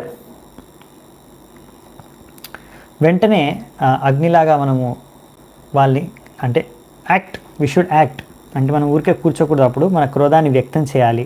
ఎవరైతే అపరాధులు ఉన్నారో అపరాధుల పైన మనం క్రోధాన్ని అగ్నిలాగా వ్యక్తం చేయాలి. సో అప్పుడు ఈ క్రోధాన్ని ఈ విధంగా సరైన విధిలో మనం ఉపయోగించుకోవచ్చు. ఎలాగైతే ఉదాహరణలు ఇచ్చారు ఇక్కడ హనుమంతుడి గురించి, అర్జునుడి గురించి. హనుమంతుడు చూసి రమ్మంటే లంకను కాల్చేసి వచ్చేసారు, అవునా? దానికి హనుమంతుడిని ఎంతో గొప్పగా మెచ్చుకుంటాం మనం. చూసిరమ్మంటే కాల్చేస్తారు. అందుకే అంటాం కదా, ఎవరైనా ఇలా పని చెప్తే హనుమంతుడిలా చేయాలని, చూసిరమ్మంటే కాల్చుకొని రావాలని. సో హనుమంతుడు చూశాడు. సో ఆగ్రహాన్ని ఎలా వ్యక్తం చేశాడు? లంకనంతా కాల్చిపారేశాడు. ఆ విధంగా ఆగ్రహాన్ని వ్యక్తం చేశాడు హనుమంతుడు. సో అలాగే అర్జునుడు కూడా తన ఆగ్రహాన్ని ఎలా వ్యక్తం చేశారు అంటే తనకు ఏమాత్రం అభిరుచి లేకున్నా, ఆసక్తి లేకున్నా, రాజ్య వ్యామోహం లేకున్నా కానీ, యుద్ధం పైన ఏమాత్రం ఇంట్రెస్ట్ లేకున్నా కానీ భగవంతుడు కృష్ణుడు యొక్క ఆదేశానుసారంగా భగవంతుడిని సంతృప్తిపరచడానికి ఆ అధర్ముల్ని, అపరాధుల్ని ఆయన దండించాడు. సో దండించడం ఏంటి, చంపేశారు. యుద్ధభూమిలో ఎంతోమందిని ఎవరైతే అధర్మం వైపు నించున్నారో అర్జునుడు తన బాణాలతో చంపేశాడు ధర్మాన్ని స్థాపించడం కోసం. సో ఆ విధంగా ఆగ్రహాన్ని వ్యక్తం చేశాడు. సో ఆ విధంగా మనం భగవంతుడి సేవలో కూడా ఆగ్రహాన్ని యుక్తం చేయవచ్చని. అంటే మిమ్మల్ని ఇప్పుడు వెళ్ళి నేను ఎవరినో చంపమని చెప్పట్లేదు, ఎందుకంటే అక్కడ అర్జునుడు కానీ హనుమంతుడు కానీ వాళ్ళందరూ కూడా భగవంతుడి ఆదేశానుసారంగానే చేశారు. సో మనం అది గురువుల ఆదేశానుసారంగా మనం చేయాలి, లేకపోతే మనకి లిమిట్స్ ఉన్నాయి. అంటే ఇప్పుడు చట్టం ప్రకారం కూడా పాటించాలి. అలా ఎవరైనా నిందించారనుకోండి, ఆగ్రహాన్ని వ్యక్తం చేశారనుకోండి, చట్ట ప్రకారంగా మనం ఎంతవరకు అయితే మనం చేయొచ్చో ఆ పనులు చేయొచ్చు అనమాట. అంటే ఇప్పుడు సపోజ్ కొన్ని సందర్భాల్లో మనం యాక్షన్ కూడా చేయాల్సి వస్తుంది. ఎలాగైతే మీకు కూడా తెలుసు కదా. సో పోలీస్ కంప్లైంట్ చేయొచ్చు మీరు, లేకపోతే తగిన అధికారులకు ఫిర్యాదు చేయొచ్చు మీరు. అలా ఎవరైనా తప్పు కార్యం చేస్తే భక్తులపైన కానీ కృష్ణుడి పట్ల కానీ, ఇప్పుడు భగవంతుడిని ఎవరైనా తప్పుడుగా ఎక్కడైనా ప్రచారం చేస్తున్నారు అనుకోండి, మీరు వెంటనే సరైన వ్యక్తులకి సరైన విధంగా మీరు దాన్ని యాక్షన్ తీసుకోవచ్చు అనమాట. అవునా, గవర్నమెంట్కి కానీ పోలీస్ అధికారికి కానీ మనం కంప్లైంట్ చేయొచ్చు. లేకపోతే అది వారు సపోజ్ ఒక రకమైన అది ఆర్గ్యుమెంట్ అనుకోండి, మీరు కూడా కౌంటర్ ఆర్గ్యుమెంట్ ఇవ్వచ్చు. అది డిబేట్ కాంపిటీషన్ అనుకోండి, డిబేట్లో వాళ్ళు ఏంటంటే మీరు కౌంటర్ డిబేట్ చేయవచ్చు. సో అలా ఖండించవచ్చు అనమాట. ఎవరైనా తప్పుగా కూస్తే అలా భగవంతుడి వైపు కానీ భక్తుల వైపు కానీ నిందిస్తే, అపరాధాలు చేస్తే తప్పకుండా మనం దానికి స్పందించాలి. సరైన విధిగా, సరైన విధానంలో, సరైన అధ్యక్షతలో మనము స్పందించాలన్నమాట. ఆ స్పందనలో మనం మన ఆగ్రహాన్ని వ్యక్తం చేయవచ్చు సరైన విధానంలో. ఆ విధంగా ఆగ్రహాన్ని కూడా మనం నియంత్రించుకోవచ్చు. నెక్స్ట్ ఇప్పుడు వాచో వేగం, మనసః క్రోధ వేగం 3 అయిపోయాయి. నెక్స్ట్ వచ్చేసి జిహ్వా ఉదరోపస్థ వేగం. ఇప్పుడు జిహ్వా, ఉదరం, ఉపస్థ ఈ 3 ఒకటే లైన్లో ఉంటాయన్నమాట స్ట్రైట్గా. జిహ్వా, ఉదర, ఉపస్థ వేగం. సో ఇప్పుడు జిహ్వని ఇంకా మన ఈ కడుపుని, ఆకలిని, లేకపోతే ఆకలి అనుకోండి, లేకపోతే కడుపుని అనుకోండి, ఇంకా జననేంద్రియాలని, ఈ మూడింటిని ఎలా మనం నియంత్రించుకోవచ్చు అంటే ఇక్కడ రెండింటికి కలిపి ఒకటే చెప్పేశారు. ఒకటి ఎందుకంటే మన నాలిక రకరకాల రుచి చూడాలి, ఇది తినాలి, అది తినాలి, మన కడుపులో కూడా ఆకలి, ఇంకా కావాలి, ఇంకా కావాలి. సో ఇది రెండు ఒకటే కనెక్టర్ అనమాట. అందుకే రెండింటి కలిపి ఒకటే ఆన్సర్. ఏంటి అంటే ఎలా నియంత్రించుకోవచ్చు మనందరికీ తెలుసు అనుకుంటా, ప్రసాదం ద్వారా అనమాట. అంటే ప్రసాదం మాత్రమే స్వీకరించి. సో అలా చాలా సింపుల్ అనమాట. మనము ఈ యొక్క జిహ్వా వేగాన్ని, నాలికని, ఇంకా మన యొక్క రుచి, ఆకలి, తినాలి, రకరకాల ఆహారాలని, రకరకాల రుచుల్ని, రకరకాల ఆహారాన్ని, రకరకాల వస్తువుల్ని భోగించాలని, సేవించి భోగించాలని ఈ యొక్క వాసనని మనం ఎలా నియంత్రించుకోవచ్చు అంటే జిహ్వా వేగాన్ని, ఉదర వేగాన్ని, ప్రసాదాన్ని స్వీకరించి మాత్రమే. అందుకనే ఇక్కడ ప్రభుపాల ద్వారా అంటున్నారు మనకి ఈ విధంగా మనం మన జిహ్వాని, నాలికని మనం కంట్రోల్ చేయొచ్చు అని. అందుకనే ఇక్కడ ఏం రాశారంటే one should take prasad at schedule times. మనం సరైన సమయంలో ప్రసాదం తీసుకోవాలి. అలాగే ఇంకేం చెప్తున్నారంటే and should not eat in restaurants or sweet meat shops simply to satisfy the whims of the tongue or belly. అంటే ఏదో తినాలనిపిస్తుంది, ఎలా ఉందో రుచి చూద్దాం అనే ఉద్దేశంతో మనము రెస్టారెంట్లలో, స్వీట్ షాపుల్లో, అంటే ఇంకా అలాంటివన్నీ ఎక్కడైతే అక్కడ ప్రసాదం దొరకదు కదండి మీకు, బయట బేకరీ కానీ, అది రోడ్ సైడ్ ఫుడ్ స్టాల్ కానీ, ఏదైనా క్యాంటీన్ కానీ, హోటల్ కానీ, ఏదైనా కానీ బయట ఎక్కడక్కడ ప్రసాదం దొరకదు కనుక సింపుల్ పాయింట్ ఏంటంటే మనం ప్రసాదం తీసుకోవాలి. ఇక్కడ అన్ని చోట్ల తీసుకోకూడదు అని. ఎక్కడైతే ప్రసాదం లభించదో వాటి మనం రుచి చూడడం కోసం వెళ్ళకూడదు. చాలామంది మీకు తెలిసే ఉంటుంది, ఆ హోటల్లో బిర్యానీ బాగుంటుంది, ఆ హోటల్లో ఇడ్లీ బాగుంటుంది, అలా ఒక్కొక్క చోట ఆ హోటల్లో మిరపకాయ బజ్జీ బాగుంటుంది, అలా ఒక్కొక్క ఐటెం కోసం ఒక్కొక్క దూరం 1 కిలోమీటర్ 10 కిలోమీటర్లు కూడా వెళ్ళి లైన్లో నించుకొని కూడా వెయిటింగ్ రూమ్లో కూర్చొని కూడా తినేసి వస్తారనమాట జనాలు. ఎందుకంటే ఆ రుచికి అంతా ఇప్పుడు వాళ్ళకి ఆసక్తి అనమాట. అది ప్రసాదం అనే విషయం కూడా బయట వాళ్ళకు ప్రసాదం అనే విషయం పాటించరు, కానీ మనం మాత్రం అలా మనం ప్రసాదం మాత్రం తింటే అప్పుడు ఆ విధంగా మనము జిహ్వాని, ఉదరాన్ని మనం కంట్రోల్ చేసుకోవచ్చు, నియంత్రించుకోవచ్చు అని చెప్పారు ఇక్కడ. అదనమాట. సో ఇక్కడ మనం జాగ్రత్త వహించాలి. మీరు చూశారనుకోండి, ప్రభుజీ నేను చూశాను ఒక భక్తుడు ఆయన దీక్ష కూడా చేసుకున్నాడు, కానీ ఆయన రెస్టారెంట్లో కూర్చొని తింటున్నాడు, ఫోటో కూడా తీసి వాట్సాప్లో పెట్టాడు, ఫేస్బుక్లో పెట్టాడు ప్రభుజీ అంటే పెట్టారు. కొంతమంది పెడుతున్నారు, కొంతమంది పాటించట్లేదు. మనకు ప్రభుపాల్ వారు మరి పుస్తకంలో రాశారు ఉపదేశామృతంలో, మరి వాళ్ళు పాటించట్లేదు. మనం ఏం చేస్తాం? ఎవరు పాటిస్తే వాళ్ళు ఉన్నతి చెందుతారు. మీకు సరైన ఉదాహరణలు, తప్పుడు ఉదాహరణలు కూడా మీకు కనిపిస్తాయి భక్తుల మీరు సాంగత్యంలో ఉన్నప్పుడు. అందుకే మనము ఇంకా భక్తి శాస్త్రాలని చదువుతున్నప్పుడు మనకు అర్థమవుతుంది. భాగవతంలో కూడా భక్తి రామసింధు ఇంకా మిగతా చదువుతున్నప్పుడు కూడా. సో రకరకాల భక్తులు లెవెల్స్లో ఉంటారు, డిఫరెంట్ లెవెల్స్లో రకరకాల స్థాయిల్లో భక్తులు ఉంటారనమాట. సో మనము అందుకనే సరైన ఉదాహరణలు చూసుకొని సరైన ఉదాహరణలు మనము పాటించాలి. అలాంటి వారితో ఎవరైతే సరిగ్గా మనం ప్రభుపాదుల బుక్కులు చదువుకుంటే మనకు అర్థమవుతుంది ఎవరు సరిగ్గా భక్తి నియమాల్ని పాటిస్తున్నారు లేదు అనే విషయాన్ని. మనకి ఎలా తెలుస్తుంది ప్రభుజీ ఎవరు మంచిగా భక్తి చేస్తున్నారు, బాగా సరిగ్గా భక్తి చేసుకుంటున్నారు, శుద్ధ భక్తి చేస్తున్నారు ఎలా తెలుస్తుంది? ఇలాంటివి చూస్తే మీకు అర్థమైపోతుంది. సో ఇక్కడ మీరు చదువుతున్నారు అదే విషయాన్ని, ఎవరైతే శాస్త్రాల్లో ఉన్న విషయాల్ని వారి యొక్క జీవితంలో పాటిస్తున్నారో వారు భాగవత, ఇప్పుడు బుక్ భాగవత శాస్త్రం అనేది కూడా భాగవత ఉంటుంది. అలాగే ఎవరైతే శాస్త్రాన్ని పాటించి నిజ జీవితంలో జీవిస్తున్నారో వాళ్ళని బుక్ భాగవత అంటారనమాట. సో బుక్ భాగవత డివోటీ భాగవత అంటారు. సో బుక్ భాగవత డివోటీ భాగవత రెండు అనమాట. సో మనం అలా సెలెక్ట్ చేసుకొని మనం వారిని ఆచరించాలన్నమాట. వాళ్ళని ఆచరిస్తే మనం కూడా వాళ్ళ సాంగత్యాన్ని కోరుకుని వాళ్ళతో సాంగత్యించాలి అలాంటి వారితో. సో మీరు చూస్తారు, మీరు ఇస్కాన్లో కూడా ఒక్కొక్క భక్తులు వారి యొక్క నేచర్ అనుసారంగా ఒక్క గూటికి చెందిన పక్షులు ఒకే చోట చేరుకుంటాయి అంటారు, సామెత ఉంది కదా. సో ఆ విధంగా అనమాట. బేసికలీ ఇంగ్లీష్లో అంటారు కదా, birds of same feather flock together.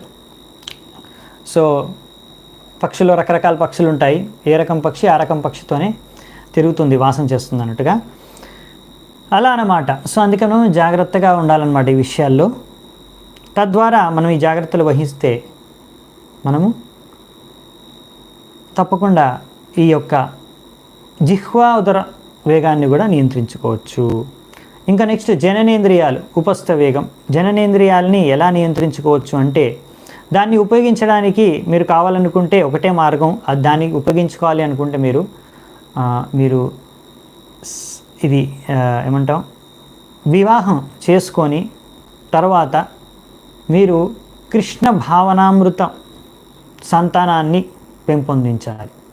తద్వారా మీరు ఈ విధంగా ఈ కార్యం చేయడానికి మీరు జననేంద్రియాల్ని ఉపయోగించుకోవచ్చు. ఇంకా ప్రభుపాల్ వారు అంటారు, ఆ విధంగా ఈ కృష్ణ భావనామృతంలో కూడా మీరు కావాలంటే మీరు వివాహం చేసుకొని మీ జననేంద్రియాలని ఉపయోగించి కృష్ణ భావనామృత సంతానాన్ని ఉత్పన్నం చేసి అలా వాళ్ళు మంచి భక్తులుగా తయారవ్వడానికి మా గురుకులం ఉంది ఇక్కడ డల్లాస్ టెక్సస్లో, ఆ గురుకులంలో జాయిన్ చేయండి.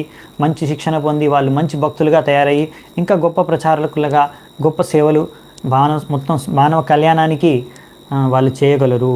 ఈ కృష్ణ భావనామృత ఆందోళనలో వాళ్ళు ఒక మంచి భూమికను వాళ్ళు పోషించగలరు అని ఇక్కడ ప్రభుపాల్ వారు చెప్తున్నారు. అలాంటి మనకు ఇంకా అలాంటి సంతానం, అలాంటి పిల్లలు, అలాంటి వ్యక్తులు మనకు కావాలి ఈ యొక్క సమాజంలో.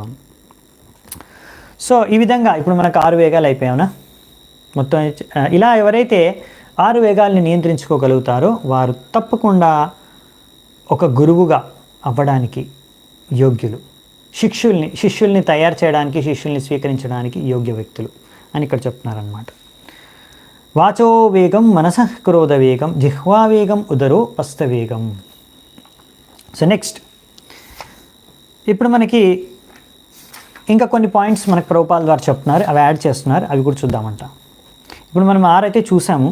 ఇప్పుడు భక్తి సిద్ధాంత సరస్వతి ఠాకూర్ అంటే శిల ప్రభుపాదుల వారే గురువు. ఆయన అనువృత్తి ఎక్స్ప్లెనేషన్ అంటే ఆయన ఒక అనువృత్తి అంటే ఆయన ఇచ్చారనమాట, ఆయన ఇచ్చిన కామెంటరీ ఉపదేశామృతం పైన ఆయన ఏం చెప్తారంటే, ఒక వ్యక్తి బద్ధావస్థలో ఉన్నప్పుడు 3 రకాల వేగాలకి ముఖ్యంగా బానిసైపోతాడు. ఒకటి ఏంటంటే అర్జ్ టు స్పీక్, వాచో వేగంకి. ఇంకొకటి మనసో వేగానికి, ఇంకొకటి శరీరం యొక్క వేగాలు. ముఖ్యంగా చెప్పాలంటే మన వాచో వేగం ఒకటి, మనసుకే ఈ క్రోధాన్ని జోడించి చెప్పారనమాట. ఎందుకంటే క్రోధం అనేది కూడా ఇక్కడ నుంచే కదా కోపం ఉత్పన్నమవుతుంది, అక్కడ నుంచి ఇంకా మొత్తం శరీరంలోకి స్ప్రెడ్ అయిపోతుంది. అంటే దానితో రిలేటెడ్ ఉంది, మైండ్తో రిలేటెడ్ ఉంది, మనసుతో. అది ఎలా అనేది కూడా చూద్దామంట. ఇది కూడా చెప్తారు, ఎక్స్ప్లెయిన్ చేస్తారు ఇప్పుడు ప్రభుపాల ద్వారా వచ్చేసి నెక్స్ట్ వచ్చేసి ఇంకా మూడవది జిహ్వోదర పిస్త, అది శరీరానికి సంబంధించింది, అంటే ఏమంటాం మనం. నెక్స్ట్ ఈ 3. సో ఇక్కడ చెప్పింది ఏంటంటే ఎవరైతే ఈ 3 వేగాల్ని, అంటే ఇవే 6 వేగాలే 3 వేగాల్లో క్లాసిఫై చేశారు మొత్తంకి, నియంత్రించుకోవడానికి ప్రయత్నిస్తారో వారిని తపస్వి. అలాంటి తపస్య చేయడం ద్వారా మనము ఈ యొక్క భగవంతుడి యొక్క మాయాశక్తి, బహిరంగ శక్తి ద్వారా మనము ప్రభావితం కాకుండా ఉండగలము అని చెప్తున్నారు ఇక్కడ. నెక్స్ట్ వచ్చేసి ఇప్పుడు బయట ప్రపంచంలో ఉన్న భోగిలు, కర్మి వ్యక్తులు, వారి ఉద్దేశం ఏంటంటే మనము ఎలాగైనా సరే ఈ జీవితంలో ఎన్ని విధాలుగా వీలైతే అన్ని విధాలుగా భోగించి ఆనందించాల్సిందే, అదే జీవితం అనే విధంగా వాళ్ళు ప్రయత్నిస్తూ దాని గురించి సంభాషణ ఎప్పుడు మాట్లాడుకోవడం, చర్చించుకోవడం, ప్రయత్నం అనేది చేస్తూ ఉంటారు. తద్వారా దానికోసమని మీరు బయట వెళ్తే మార్కెట్లో ఎన్నో పుస్తకాలు, వీడియో, ఇప్పుడు పుస్తకాలు అంటే అప్పుడు పుస్తకాలే ఉండేవి, ఇప్పుడు మాత్రం వీడియోలు, ఆడియోలు, సినిమాలు ఇంకా చాలా పెరిగిపోయాయి అనుకోండి ఆ పేరుతో. అంటే ఇవన్నీ ఏంటంటే భగవంతుడికి సంబంధించిన విషయాలు కాదు, ఎలా మీరు ఇంకా బాగా ఇంద్రియాలని భోగించుకోవచ్చు అనే విషయాల్ని మీకు వర్ణించడానికి ఎన్నో రకరకాల మ్యాగజైన్లు, రకరకాల పుస్తకాలు ఉన్నాయి, నావెల్స్ కానీ ఇంకా వేరే చాలా ఉన్నాయి. అలా ఎంతో ఉన్నాయి. అవి కృష్ణుడి గురించి, కృష్ణుడికి సంబంధించిన విషయాల గురించి చర్చించుకోవు, మిగతా విషయాల గురించి చర్చించుకుంటాయి. అవి ఏంటివి, దాన్ని ఎవరు దానిపైన ఆసక్తి చూపిస్తారు అనే విషయాన్ని కూడా భాగవతంలో ఇచ్చారు. ఇది మనం చర్చించుకున్నాం శ్రీమద్ భాగవతం మొదటి స్కందంలో, చాలా ఇంపార్టెంట్ శ్లోకాసు. మళ్ళీ చూద్దామంటే ఇక్కడ ఇచ్చారు.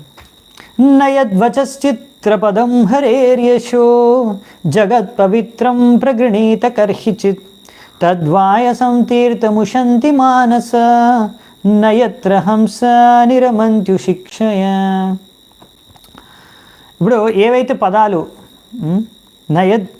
నయద్వచశ్చిత్ర పదం హరేర్యశో, ఏవైతే భగవంతుడి యొక్క యశ్, భగవంతుడి యొక్క కీర్తన, గుణగానాల్ని చర్చించవో అలాంటి ఎందుకంటే ఈ యొక్క భగవంతుడి యొక్క శబ్దాలు, భగవంతుడి యొక్క వర్ణన అనేది మొత్తం జగత్ పవిత్రం ప్రగృణీత కర్హిచిత్, మొత్తం జగత్తునే పవిత్రం చేసే ఇలాంటి వాక్యాలు కాకుండా ఇంకా వేరే వాక్యాలు ఏవైతే ఉంటాయో అటువంటి పుస్తకాలు, అంటే అటువంటి వాటిని మన ఎవరైతే సాధువులు ఉంటారో వాళ్ళు ఏమంటారంటే దాన్ని తద్వాయసం తీర్థముషంతి మానస.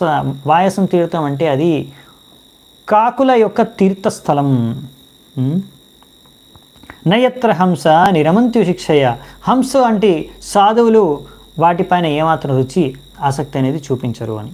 అవునా? మీరు 2 రకాల పక్షులు ఇక్కడ, హంస వంటి మనుషులు ఉంటారు, కాకుల వంటి మనుషులు ఉంటారు. కాకులు చూసారు ఎప్పుడైనా ఎక్కడ తిరుగుతాయో, ఎక్కడైతే చెత్త చెదారం, ఎక్కడైతే ఉంటుంది కదా డస్ట్బిన్, లేకపోతే రకరకాల మృతదేహాల శరీరాలు ఉన్న అటువంటి ప్రదేశాల్లో. ఇక్కడ మాకు దగ్గరలో, మా టెంపుల్ బయట దగ్గరలో ఇది ఉంటుందన్నమాట, చేపల మార్కెట్ ఉంది.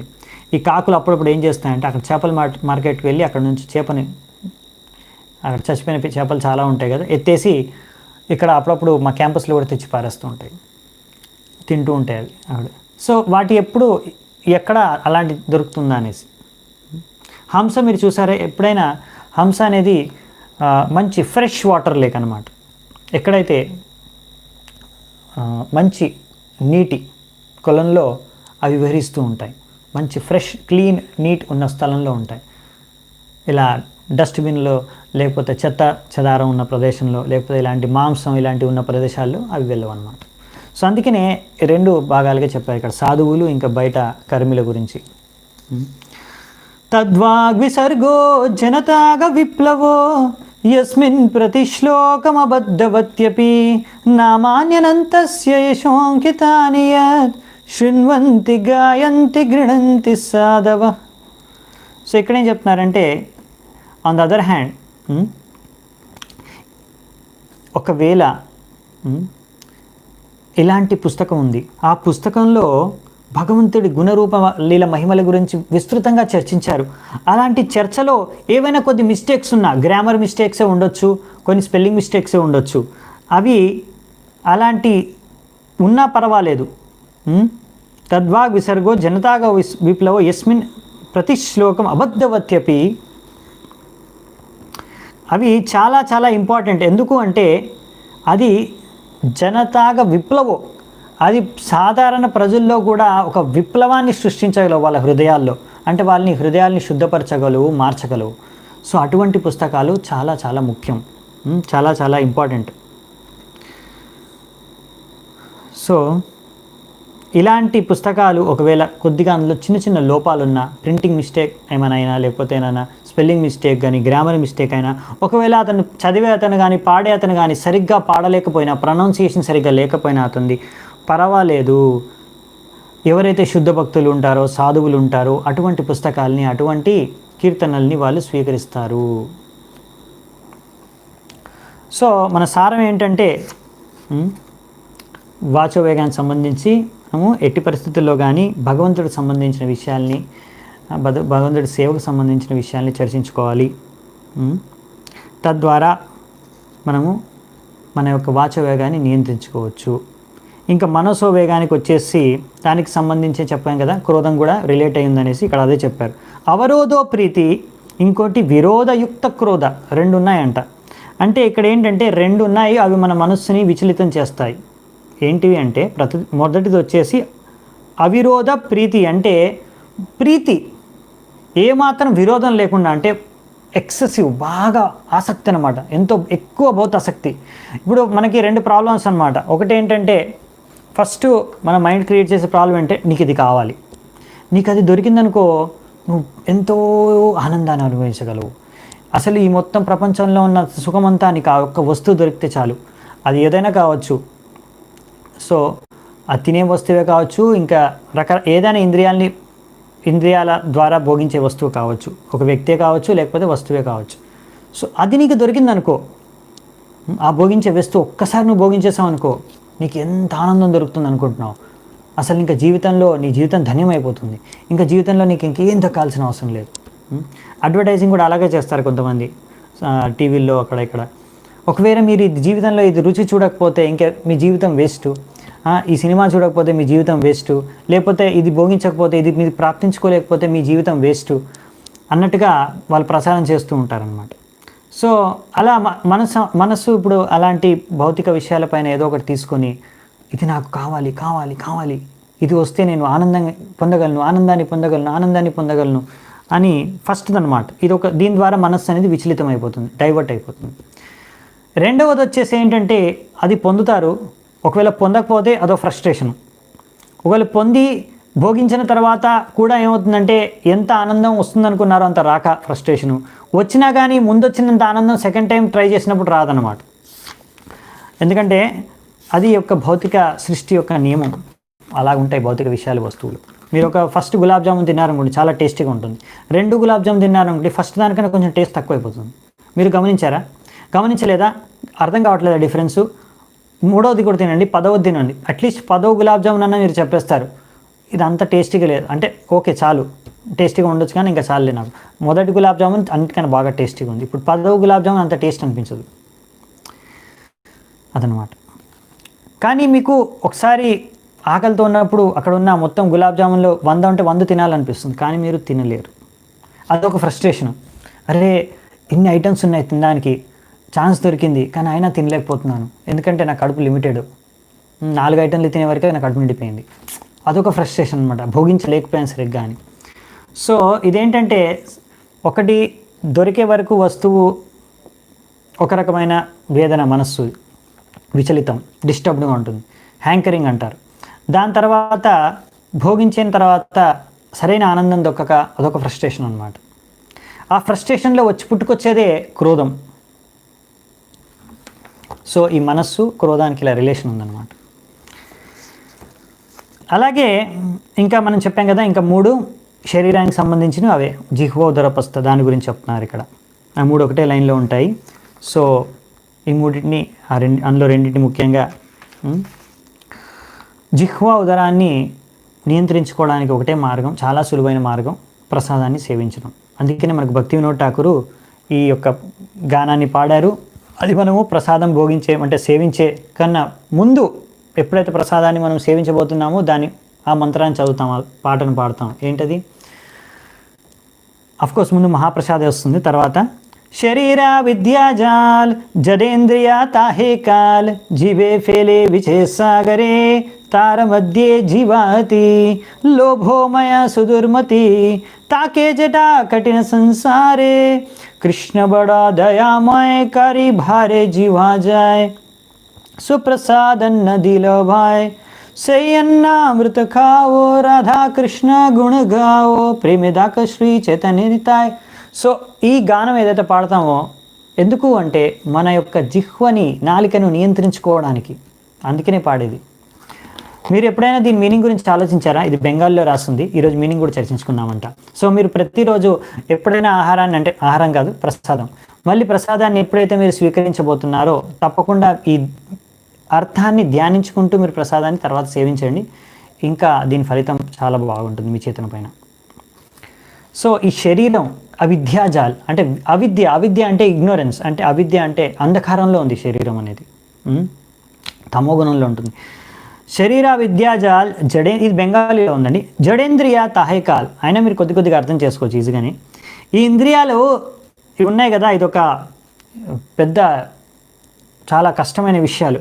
ఈ ఇంద్రియాల ద్వారా, ఈ ఇంద్రియాలు భోగించే వస్తువుల ఉద్దేశం ద్వారానే మనం నరకానికి పోతాం. ఇంద్రియాలు భోగిస్తూ ఈ ఇంద్రియాలు ఎటువైపు తీసుకెళ్తే అటువైపు వెళ్ళిపోయామనుకోండి, నరకానికి తీసుకెళ్ళిపోతాయి. అందుకనే తద్వారా మనము ఇంద్రియాల వలలో పడి చిక్కుకొని, ఇంద్రియాలతో భోగించాలనే చిక్కుకొని జీవే ఫేలే విషయ సాగరే, ఈ యొక్క విషయ సాగరం, ఈ యొక్క సంసారంలో మునిగిపోయాం మనము, ఇంద్రియాలని భోగించే సంసారంలో. తార మధ్యే జిహ్వాతి, ఈ అన్ని ఇంద్రియాల్లో అందరికన్నా బాగా కష్టతరమైనది, కంట్రోల్ చేయడానికి, నియంత్రించడానికి అన్నిటికన్నా కష్టమైన ఇంద్రియం ఏది అంటే నాలికే, జిహ్వా. తార మధ్యే జిహ్వాతి, వీళ్ళన్నిట్లో అన్ని ఇంద్రియాల్లో అన్నిటికన్నా ఒక్కటి కంట్రోల్ ఫస్ట్ చేయాల్సింది ఏంటంటే జిహ్వా. అక్కడ నుంచి ఉదరోపస్థ, మూడు ఒకటే లైన్లో ఉన్నాయి కదా, ఇక్కడ కంట్రోల్ అయిపోతే కింద నుంచి కూడా రెండు కంట్రోల్ అయిపోతాయని చెప్తున్నారు. లోభోమయా సుదుర్మతి. సో ఇది ఎప్పుడు లోభం అనమాట, ఇంకా ఇంకా ఇంకా తినాలి, ఇంకా రుచి చూడాలని ఎప్పుడు కంట్రోల్లో ఉండదు అనమాట. తాకే జేటా కఠిన సంసారే, అందుకే చాలా కష్టం దీన్ని కంట్రోల్ చేయడం. అందుకనే కృష్ణ బడా దయామయ్, కృష్ణుడు ఎంతో దయాముడు. కరిబారే జిహ్వాజాయ్, ఈ యొక్క మన జిహ్వాని కంట్రోల్ చేయడానికి, నియంత్రించడానికి స్వప్రసాద నదిలో బాయ్, ఆయన ప్రసాదాన్ని ఇచ్చాడు. ఈ ప్రసాదాన్ని తీసుకొని మనం భగవంతుడి యొక్క ప్రసాదాన్ని తీసుకొని జిహ్వాని ఎలా నియంత్రించుకోవచ్చు? సేయన్నామృత కావో, ఈ అన్నామృతం, ఈ ప్రసాదాన్ని సేవిస్తూ రాధాకృష్ణ గుణగావో, రాధాకృష్ణ యొక్క గుణగానాన్ని చేస్తూ తద్వారా మనము ఈ యొక్క చైతన్య ప్రేమే డాకాచి చైతన్య నితాయ్, సో ప్రేమపూర్వకంగా పిలవండి చైతన్య నితాయ్ అనే పేర్లని అని ఇక్కడ చెప్తున్నారన్నమాట. తద్వారా మనము ఇక నియంత్రించుకోవచ్చు ఈ వేగాల్ని అని చెప్తున్నారు ఇక్కడ. సో మనం ఏంటంటే ఇక్కడ ఇప్పుడు నాలిక అన్ని రకాల రుచుల్ని, 6 రసాలు ఉంటాయి, 6 రకాల రుచులు ఉంటాయి, అన్నిటినీ మనం భోగించాలని ఎప్పుడు డిమాండ్ చేస్తూ ఉంటుంది. అందుకే ఒక్కొక్కసారి కొంతమంది ప్రజలు, కొంతమంది వ్యక్తులు ఇలాంటి పదార్థాలకు ఎక్కువగా ఆకర్షితులు అవుతారు. ఎలాంటిదంటే గుడ్డు, చేపలు, మాంసం, ఇలాంటి విషయాలపైన. ఇవన్నీ ఏంటంటే శరీరం, ఈ రక్తం, వీర్యం ఇవన్నిటితో కూడి మృతదేహాలతో తయారైన ఇవన్నీ వస్తువులు అన్నమాట. కానీ కొంతమంది వాటికి ఎక్కువగా ఆకర్షితులు అవుతారు. కొంతమంది మాత్రం శాకాహారం, కూరగాయలు, పళ్ళు, ఇలాంటి పాలు పదార్థాలకు కొంతమంది ఎక్కువగా ఆకర్షితులు అవుతారు. కానీ ఇంకా కొంతమంది ఏంటంటే ఇవన్నీ కూడా అంటే ఆకర్షణే. సో ఇవన్నీ కూడా ఒకవేళ మీరు ఇంద్రియాలని తృప్తిపరచుకోవడానికే భోగిస్తే మాత్రం అది సరైన విధి కాదు. ఇంకా వీటిలో ఒకవేళ మీరు భక్తి మార్గాన్ని అనుసరిస్తే మాత్రం వీటన్నిటిని మనము ఓన్లీ ప్రసాదం తీసుకోవాలి. అందులో కూడా మనము ఇంకో విషయం చెప్పింది ఏంటంటే ఇక్కడ మనం తినే పదార్థాల్లో ఎక్కువ మాత్రంలో మిరపకాయ, ఇంకా పులుపుది, ఇది టామరిండ్ చింతపండు, మిరపకాయ, మిర్చి ఇంకా చింతపండు ఎక్కువ మాత్రంలో యూజ్ చేయకూడదని. ఇంకా అలాగే అంటే తక్కువగా యూజ్ చేయాలని. ఇంకోటి వచ్చేసి ఇంకా ఇలాంటివి ఉంటాయి కదా, పాను, గుట్కాలు, ఇవన్నీ కూడా మనము, ఇంకా టీ, కాఫీ, మద్యపానం ఇవన్నీ కూడా నిషేధం. ఎందుకంటే ఇవన్నీ మనం భగవంతుడికి అర్పించుకోలేము. ఎందుకంటే మనం ప్రసాదం మాత్రమే తీసుకుంటాం కదా, ఇవన్నీ భగవంతుడికి అర్పించుకోలేము. అది ముఖ్యమైన కారణం. ఎవరైనా అన్నారనుకోండి, మీరు ఎందుకు ఈ నాన్ వెజ్ తినరు, ఎందుకు అది తినరు, ఇది తినరు అంటే, మేము ప్రసాదం తింటాం. అది ఫస్ట్ ఆన్సర్. ఈ నాన్ వెజ్ మంచిది కాదు హెల్త్కి, వెజిటేరియన్ మంచిది హెల్త్కి, ఇవన్నీ తర్వాత రీజన్స్. అన్నిటికన్నా ఫస్ట్ రీజన్ ఏంటంటే, మేము కృష్ణుడికి నైవేద్యం పెట్టి తీసుకుంటాం. కృష్ణుడు ఏది తీసుకుంటాడో అదే మేము తీసుకుంటాం. ఎందుకంటే అది మా కృష్ణుడికి ప్రేమ. మేము కృష్ణుడికి ఏది నచ్చితే మాకు అది నచ్చుతుంది. Out of love. అది మన మొదటి కారణం. సో అందుకనే ప్రసాదంగా ఇవన్నీ మనము భగవంతుడికి అర్పించలేం కనుక అవన్నీ మనం స్వీకరించలేం. ఇది అసలైన కారణం. ఇంకా మిగతా కారణాలన్నీ తర్వాత వస్తాయి. సో ఆ విధంగా అన్నమాట. ఇంకొక జాగ్రత్త ఏంటంటే, ప్రసాదం కూడా మీరు సరైన మాత్రలో తీసుకోవాలి. సరైన సమయంలో సరైన మాత్రలో తీసుకోవాలి. మరీ ఎక్కువగా ప్రసాదం కూడా తీసుకున్న సమస్య ఎదుర్కోవచ్చు. లేకపోతే మీరు మరీ చాలా మీకు నచ్చిన బాగా రుచికరమైన పదార్థాలు కావాలనేసి అవే చేసుకోవాలి, అవే తినాలనే ఉద్దేశంతో చేసి భగవంతుడికి నైవేద్యం పెట్టి తినడం కూడా అంత మంచి పద్ధతి కాదు, సరైన పద్ధతి కాదు అనే విషయాన్ని కూడా చెప్పారనమాట. అందుకే ప్రభుపాద ఇక్కడ చైతన్య మహాప్రభు కూడా అన్నాడు కదా, సో బాలన కాయిబే ఆర బాలన పాయిబే పరిబే అంటే మరీ ఎక్కువగా అప్పులెంట్, బాగా ఎక్కువగా రిచ్గా తినడం, రిచ్గా వస్త్రాలని ధరించడం అనేది కూడా శ్రేయస్కరం కాదు అని. సో ఇవి కొంచెం స్ట్రాంగ్గా ఉండొచ్చు, మరి ఇవి చాలా ఇంపార్టెంట్ పాయింట్స్ కూడా. మీకు అనుకోవచ్చు, ఏమో ఇంత చాలా కష్టం అండి ఇంత పాటించడం అంటే. దాని గురించి ఫైనల్గా నేను కంక్లూడ్ చేస్తాను ప్రభుపాల్ వారి చర్చించుకొని. సో మనం అందుకనే మనం ఇక్కడ ప్రభుపాల్ వారు అన్నారన్నమాట, మనము కొంచెం తపస్సు అనేది చేయాలి. ఒక్కొక్కసారి ఎలా కంట్రోల్ చేసుకోవడం మరి అంటే, మనము ఏకాదశి, జన్మాష్టమి ఇటువంటి పర్వదినాల్లో మనం తప్పకుండా వ్రతపాలన అనేది, ఉపవాసం అనేది మనము పాటించాలి. తద్వారా మనము ఈ జిహ్వా వేగాన్ని, ఉదరోపస్థ వేగాన్ని కూడా నియంత్రించుకోగలమని ప్రభుపాల్ వారు రాశారు. సో నెక్స్ట్ లాస్ట్ జననేంద్రియాలను కూడా నియంత్రించుకోవడానికి కూడా మనము, ఒకవేళ మీరు జననేంద్రియాలను ఉపయోగించుకోవాలంటే మీరు వివాహం చేసుకొని స్త్రీతో సంగత్వం చేయాలి. అంతేకాని వివాహం చేసుకోకుండా అవైధపూర్వకంగా మీరు స్త్రీ సంగత్యం కానీ చేయకూడదు, శాస్త్రాలకు విరుద్ధంగా. సో ఇంకా ఏదైనా కృత్రిమ రూపంలో కూడా మీరు ఈ జననేంద్రియాలతో భోగించడానికి ప్రయత్నిస్తే అది కూడా అవైద్య స్త్రీ సంఘం కిందకే లెక్క అవుతుంది అన్నట్టుగా చెప్తున్నారు ప్రభుపాల్ వారు ఇక్కడ. ఇది ఒక్క గృహస్థులకి మాత్రం కాదు, సన్యాసులకి, వైరాగులకి, అందరికీ, బ్రహ్మచారులకి అందరికీ వర్తిస్తుంది. ప్రతి వైష్ణవుడికి, వైష్ణవికి వర్తిస్తుంది అనమాట. సో అందుకనే జగదానంద పండిత్, ఇది ఒకటి లాస్ట్ ఉంది, ఇంకొకటి 2-3 పాయింట్స్ ఉన్నాయి, అవి చూసుకొని ముగిద్దామంట.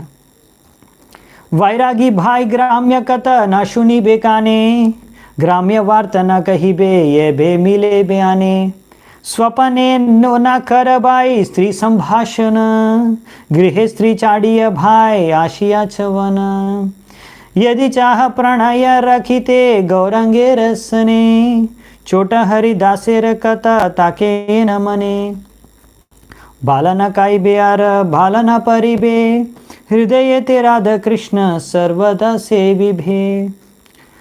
సో ఓ వైరాగి బాయ్, గ్రామ్యకథ వినొద్దు, గ్రామ్యకథ మాట్లాడొద్దు. ఎందుకంటే గ్రామ్యకథ అంటే బయట విషయాలు, సొసైటీలో జరిగే అన్ని విషయాల గురించి ఎక్కువగా మాట్లాడడం అనేది, వినడం అనేది చేయకూడదు, భౌతిక విషయాల గురించి. అలాగే స్త్రీల గురించి నువ్వు స్వప్నంలో కూడా ఆలోచించకూడదు, ఎందుకంటే నువ్వు వైరాగ్యం తీసుకున్నావు కనుక ఈ స్త్రీ సాంగత్యం అనేది నీకు సరికాదు. ఒకవేళ నువ్వు చైతన్య మహాప్రభు దగ్గరికి వెళ్ళాలనుకున్నా, చైతన్య మహాప్రభుని అనుసరించాలనుకున్నా, మరి తెలుసు కదా చోటా హరిదాస్తో ఏం జరిగిందో, ఆ విషయాన్ని గుర్తుంచుకొని జాగ్రత్తగా ఉండాలి. జాగ్రత్తగా ఉంటూ ప్రతి సమయంలో ఎల్లప్పుడూ భగవంతుడి రాధాకృష్ణులకి నీ హృదయపూర్వకంగా సేవను అర్పించుకుంటూ ఉండాలి. అలాగే ఈ విషయం కూడా చెప్పేస్తారు, చాలా బాలోనా కాయో బాలోనా పరివో, మరి రిచ్గా తినడం, రిచ్గా డ్రెస్సింగ్ చేసుకోవడం అనేది కూడా శ్రేయస్కరం కాదు అని. సో చోటా హరిదాస్ అంటే ఆయన ఒకసారి ఒక స్త్రీ వైపు అంటే సరైన దృష్టితో చూడలేదన్నమాట. భోగించాలనే దృష్టితో చూసినప్పుడు చైతన్య మహాప్రభు అది గ్రహించి అతన్ని వెలివేశారనమాట తన సాంగత్యం నుంచి. సో అతని తర్వాత వెళ్ళి ఆత్మహత్య చేసుకున్నాడు. సో అది స్టోరీ. అందుకనే తెలుసు కదా, చైతన్య మహాప్రభు అలాంటి వాళ్ళని రిజెక్ట్ చేసేస్తారు, వెలివేసేస్తారు. సో మనకి లాస్ట్ ఫైనల్ కంక్లూజన్ సారం ఏంటంటే, సో ఈ 6 వేగాల్ని మనం నియంత్రించుకోవాలి. ఎవరైతే నియంత్రించుకోగలుగుతారో, ఎలా నియంత్రించుకోవచ్చు అనే విషయాన్ని కూడా చర్చించుకున్నాము. వారిని గోస్వామి స్వామి అంటాము. సో మనము గోస్వామిగా అవ్వాలి, గోదాస్ అవ్వకూడదు. అంటే మనం ఈ యొక్క వేగాలకి బానిసలు, ఇంద్రియాలకి బానిసలుగా కాకూడదు. ఎవరైతే ఇంద్రియాలకి బానిసలుగా ఉంటారో వారిని గోదాస్ అంటారు. సో అందుకని ప్రహ్లాద్ మహారాజు కూడా అంటారనమాట, ఎవరైతే ఇంద్రియాలను నియంత్రించుకోలేరు వారిని గోదాస్ అని. సో ప్రహ్లాద్ మహారాజ్ అనేది ఏంటంటే, మతిర్న కృష్ణే పరతస్వతోవా మితో విపద్యేత గృహవ్రతానాం అదాంత గోభిర్విశతాంత మిశ్రం పునశ్చర్విత చర్వణానాం. సో ఇంకేం చెప్తున్నారంటే ఇక్కడ, ఎవరైతే ఈ భౌతిక ప్రపంచంలోనే ఉండాలని నిర్ణయించుకున్నారో, ఇంకా అలాంటి వారు ఏంటంటే ఇంకా ఇంద్రియాల్ని భోగించుకుంటూ ఉంటారు. అలాంటి వారు ఇంకెప్పటికీ కృష్ణ భావనామృతంలోకి రాలేరు. వారి యొక్క మనస్సు ఎప్పుడు కృష్ణ భావనామృతం కాలేదు. వాళ్ళు ఎంత కష్టపడ్డా, ఎవరి బోధనలు విన్నా, ఎవరి ఆదేశాలని వాళ్ళు విన్నా కానీ ఇంద్రియాల్ని భోగించుకుంటూ భక్తి చేసుకోవాలని ప్రయత్నిస్తే అది మూర్ఖత్వం. అంటే చేసుకోవచ్చు, కానీ తద్వారా మీకు సంపూర్ణ భక్తి, భగవంతుడిపైన ప్రేమ, ధ్యాస అనేది కలగదు. భగవత్ చేతన అనేది మనకు సంపూర్ణంగా మనసులో, మైండ్లో, హృదయంలో మనకు అది ఏర్పడదు అనే విషయాన్ని ఇక్కడ చెప్తున్నారనమాట. సో అలాంటి వారు పునః చర్వినానమ, తిన్నదే అంటే భోగించిందే మళ్ళీ భోగించేది, అలా ఆలోచించుకునే వాళ్ళు, అలా ప్రయత్నించే వారికి ఇంకా ఏమాత్రం ఛాన్స్ లేదు. అంటే కొంతమంది అంటారు కదా, కొంతమంది అనుకుంటారు కదా, ఏంటి ఇంత తపస్సు చేయడం అవసరమా? మనం సండే రోజు మందిరానికి వెళ్తాము, పొద్దున సాయంత్రం రెస్టారెంట్కి వెళ్ళి మనకు కావాల్సింది తింటాం, అది కూడా భక్తి అవుతుంది, ఏం ప్రాబ్లం లేదు. భక్తి చేసుకునే సమయంలో భక్తి చేసుకోవాలి, భోగించే సమయంలో భోగించాలి, అంతేగాని భోగించకుండా ఇదేం భక్తి? సో అలాంటి వారు అలాంటి మిశ్రణ భక్తిలో చాలా లెవెల్స్ ఉంటాయి. మనం వైష్ణవులుగా ఇక్కడ మనం చర్చించుకునేది ఏంటంటే శుద్ధ భక్తులు అవ్వడానికి. మీరు శుద్ధ భక్తులు కావద్దు అనుకుంటే మాత్రం సరే, మీరు ఇంకా ఏ లెవెల్లో ఏ స్టైల్లో చేసుకోవాలంటే ఆ స్టైల్లో చేసుకోండి, కానీ మీరు భగవద్ధామానికి వెళ్ళలేరు. శుద్ధ భక్తులుగా మారితేనే మనం భగవద్ధామానికి వెళ్ళగలం. కానీ మీరు ఏ రకంగా మీరు భోగిస్తూ కూడా కొద్ది భక్తి చేసుకుంటుంటే కొద్ది లాభం అనేది మీకు తప్పకుండా దక్కుతుంది. కానీ అది మిశ్రణ భక్తి అనమాట. కర్మ మిశ్ర భక్తి, జ్ఞాన మిశ్ర భక్తి, యోగ మిశ్ర భక్తి, ఇలా ఎన్నో రకాల మిక్సింగ్ భక్తులు ఉన్నాయి. అలాంటి మిక్సింగ్ భక్తిస్ అన్నీ మనకు భాగవతంలో వస్తాయి చర్చ. సో అవన్నీ కూడా మనము వాటి మీద ఎక్కువగా మనకి ఇంట్రెస్ట్ లేదు. మన ఫోకస్ ఏంటంటే మనము శుద్ధ భక్తి చేసుకోవాలని. సో దానికోసం మరి ఇవన్నీ పాటించవలసిందే.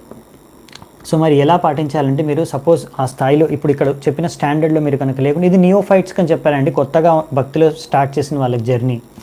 సో ఇవన్నీ పాటిస్తేనే మనం ఉన్నత స్థాయికి వెళ్ళగలం అనమాట. ఓన్లీ కృష్ణుడి లీలల గురించి చర్చించేసుకుంటే భక్తులు ఉన్నత స్థాయికి వెళ్ళలేము. కృష్ణుడి లీలలు మనం ఇంకా బాగా అర్థం చేసుకునేది ఏంటంటే, ఇవన్నీ పాటించినప్పుడు మన మనస్సు, మన దేహం అంతా శుద్ధపడినప్పుడు భగవంతుడి లీలలు ఇంకా బాగా అర్థమవుతాయి మనకి, సరైన విధిగా, సరైన కోణంలో. సో మనం ఇవన్నీ పాటించేది మెల్లిగా గ్రాడ్యువల్గా ప్లాన్ చేసుకోవాలన్నమాట. ఇప్పుడు మనం ఆ స్థాయిలో లేమనుకోండి, సపోజ్ ఒక వ్యక్తి ఆల్రెడీ 100 సిగరెట్లు తాగుతున్నాడు అనుకోండి ప్రతిరోజు. ఉన్నారు కొంతమంది రోజు 10 డబ్బాలు తాగే వాళ్ళు కూడా ఉన్నారు, మీరు ఆశ్చర్యపోవడం అవసరం లేదు. సో అలా ఒకడు 100 సిగరెట్లు తాగుతున్నాడు అనుకోండి, సడన్గా ఒకేసారి అన్ని 100 సిగరెట్లు మానేస్తే మరి నేనేం చేసుకున్నాను అనుకోండి, ఒకరోజు మానేసి తాగకుండా ఉంటాడు, రెండో రోజు, మూడో రోజు, అలా వారం తర్వాత కొన్ని రోజులు మాత్రం ఉండగలడు, తర్వాత నా వల్ల కాదు అనేసి మళ్ళీ సిగరెట్ తాగడం మొదలుపెట్టేస్తాడు.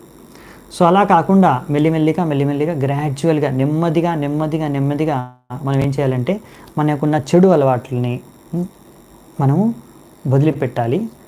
ఎలా వదిలిపెట్టాలంటే ఒక చెడు అలవాటును వదిలిపెట్టినప్పుడు ఒక మంచి అలవాటు భక్తి మార్గంలో ఒక విషయాన్ని మనం ఎక్కువగా గ్రహించాలి, సాధన అనేది చేయాలన్నమాట. సాధన అనేది పెంచుకుంటూ, సేవ అనేది పెంచుకుంటూ, భౌతిక భోగించే మన అలవాట్లు అలాంటి చేష్టలని తగ్గించుకుంటూ ఉండాలి. రెండు ప్యారలల్గా నడవాలన్నమాట.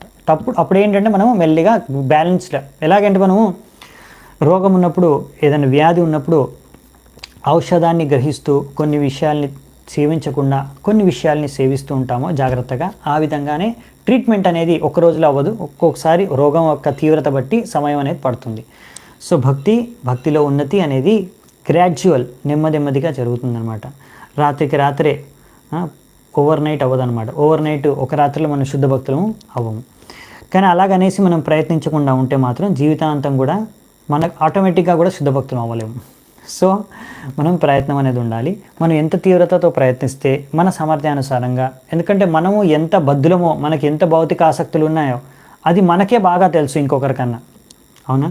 సో ఆ విషయాన్ని మనం గ్రహించడం నేర్చుకోవాలి. అది గ్రహించి, అరే నాకు ఇంత ఆసక్తి ఉంది, దీని మీద కొంచెం తగ్గించుకోవాలి, నాకు ఈ విషయం పైన, ఈ వస్తువు పైన, ఈ వ్యక్తి పైన మరీ ఎక్కువ భౌతిక ఆసక్తి ఉంది, ఇది మంచిది కాదు, నాకు దీన్ని ఎలాగైనా కొంచెం తగ్గించుకోవడానికి ప్రయత్నించాలి అనే ప్రయత్నాన్ని మీరు మొదలు పెట్టాలి. అది ఫస్ట్ స్టెప్, ఇంపార్టెంట్. దాన్ని మీరు ప్లాన్ చేసుకొని మీరు చేస్తే అప్పుడు తప్పకుండా మీరు ఒక 5 ఇయర్స్లో 10 ఇయర్స్లో మీలో ఎన్నో మార్పులు చూడగలరు. మీరు మిమ్మల్ని రియలైజ్ చేసుకోవాలి. అరే అప్పుడు 10 సంవత్సరాల తర్వాత మీరు ప్రయత్నించి చూడండి, 10 సంవత్సరాలు సిన్సియర్గా, తర్వాత ఆలోచించి చూడండి, మీరు 10 సంవత్సరాల ముందు నేను ఎలా ఉండే, నేను ఎలా ఆలోచిస్తుండే, ఎలాంటి కార్యాలు చేస్తుండే, ఇప్పుడు ఎలా ఉన్నాను, మీరే ఆశ్చర్యపోతారు. సో భక్తిలో తప్పకుండా చాలా శక్తి ఉంది, మిమ్మల్ని మార్చే శక్తి. ప్రతి ఒక్కరూ ఎలాంటి వారైనా సరే మారిపోగలరు.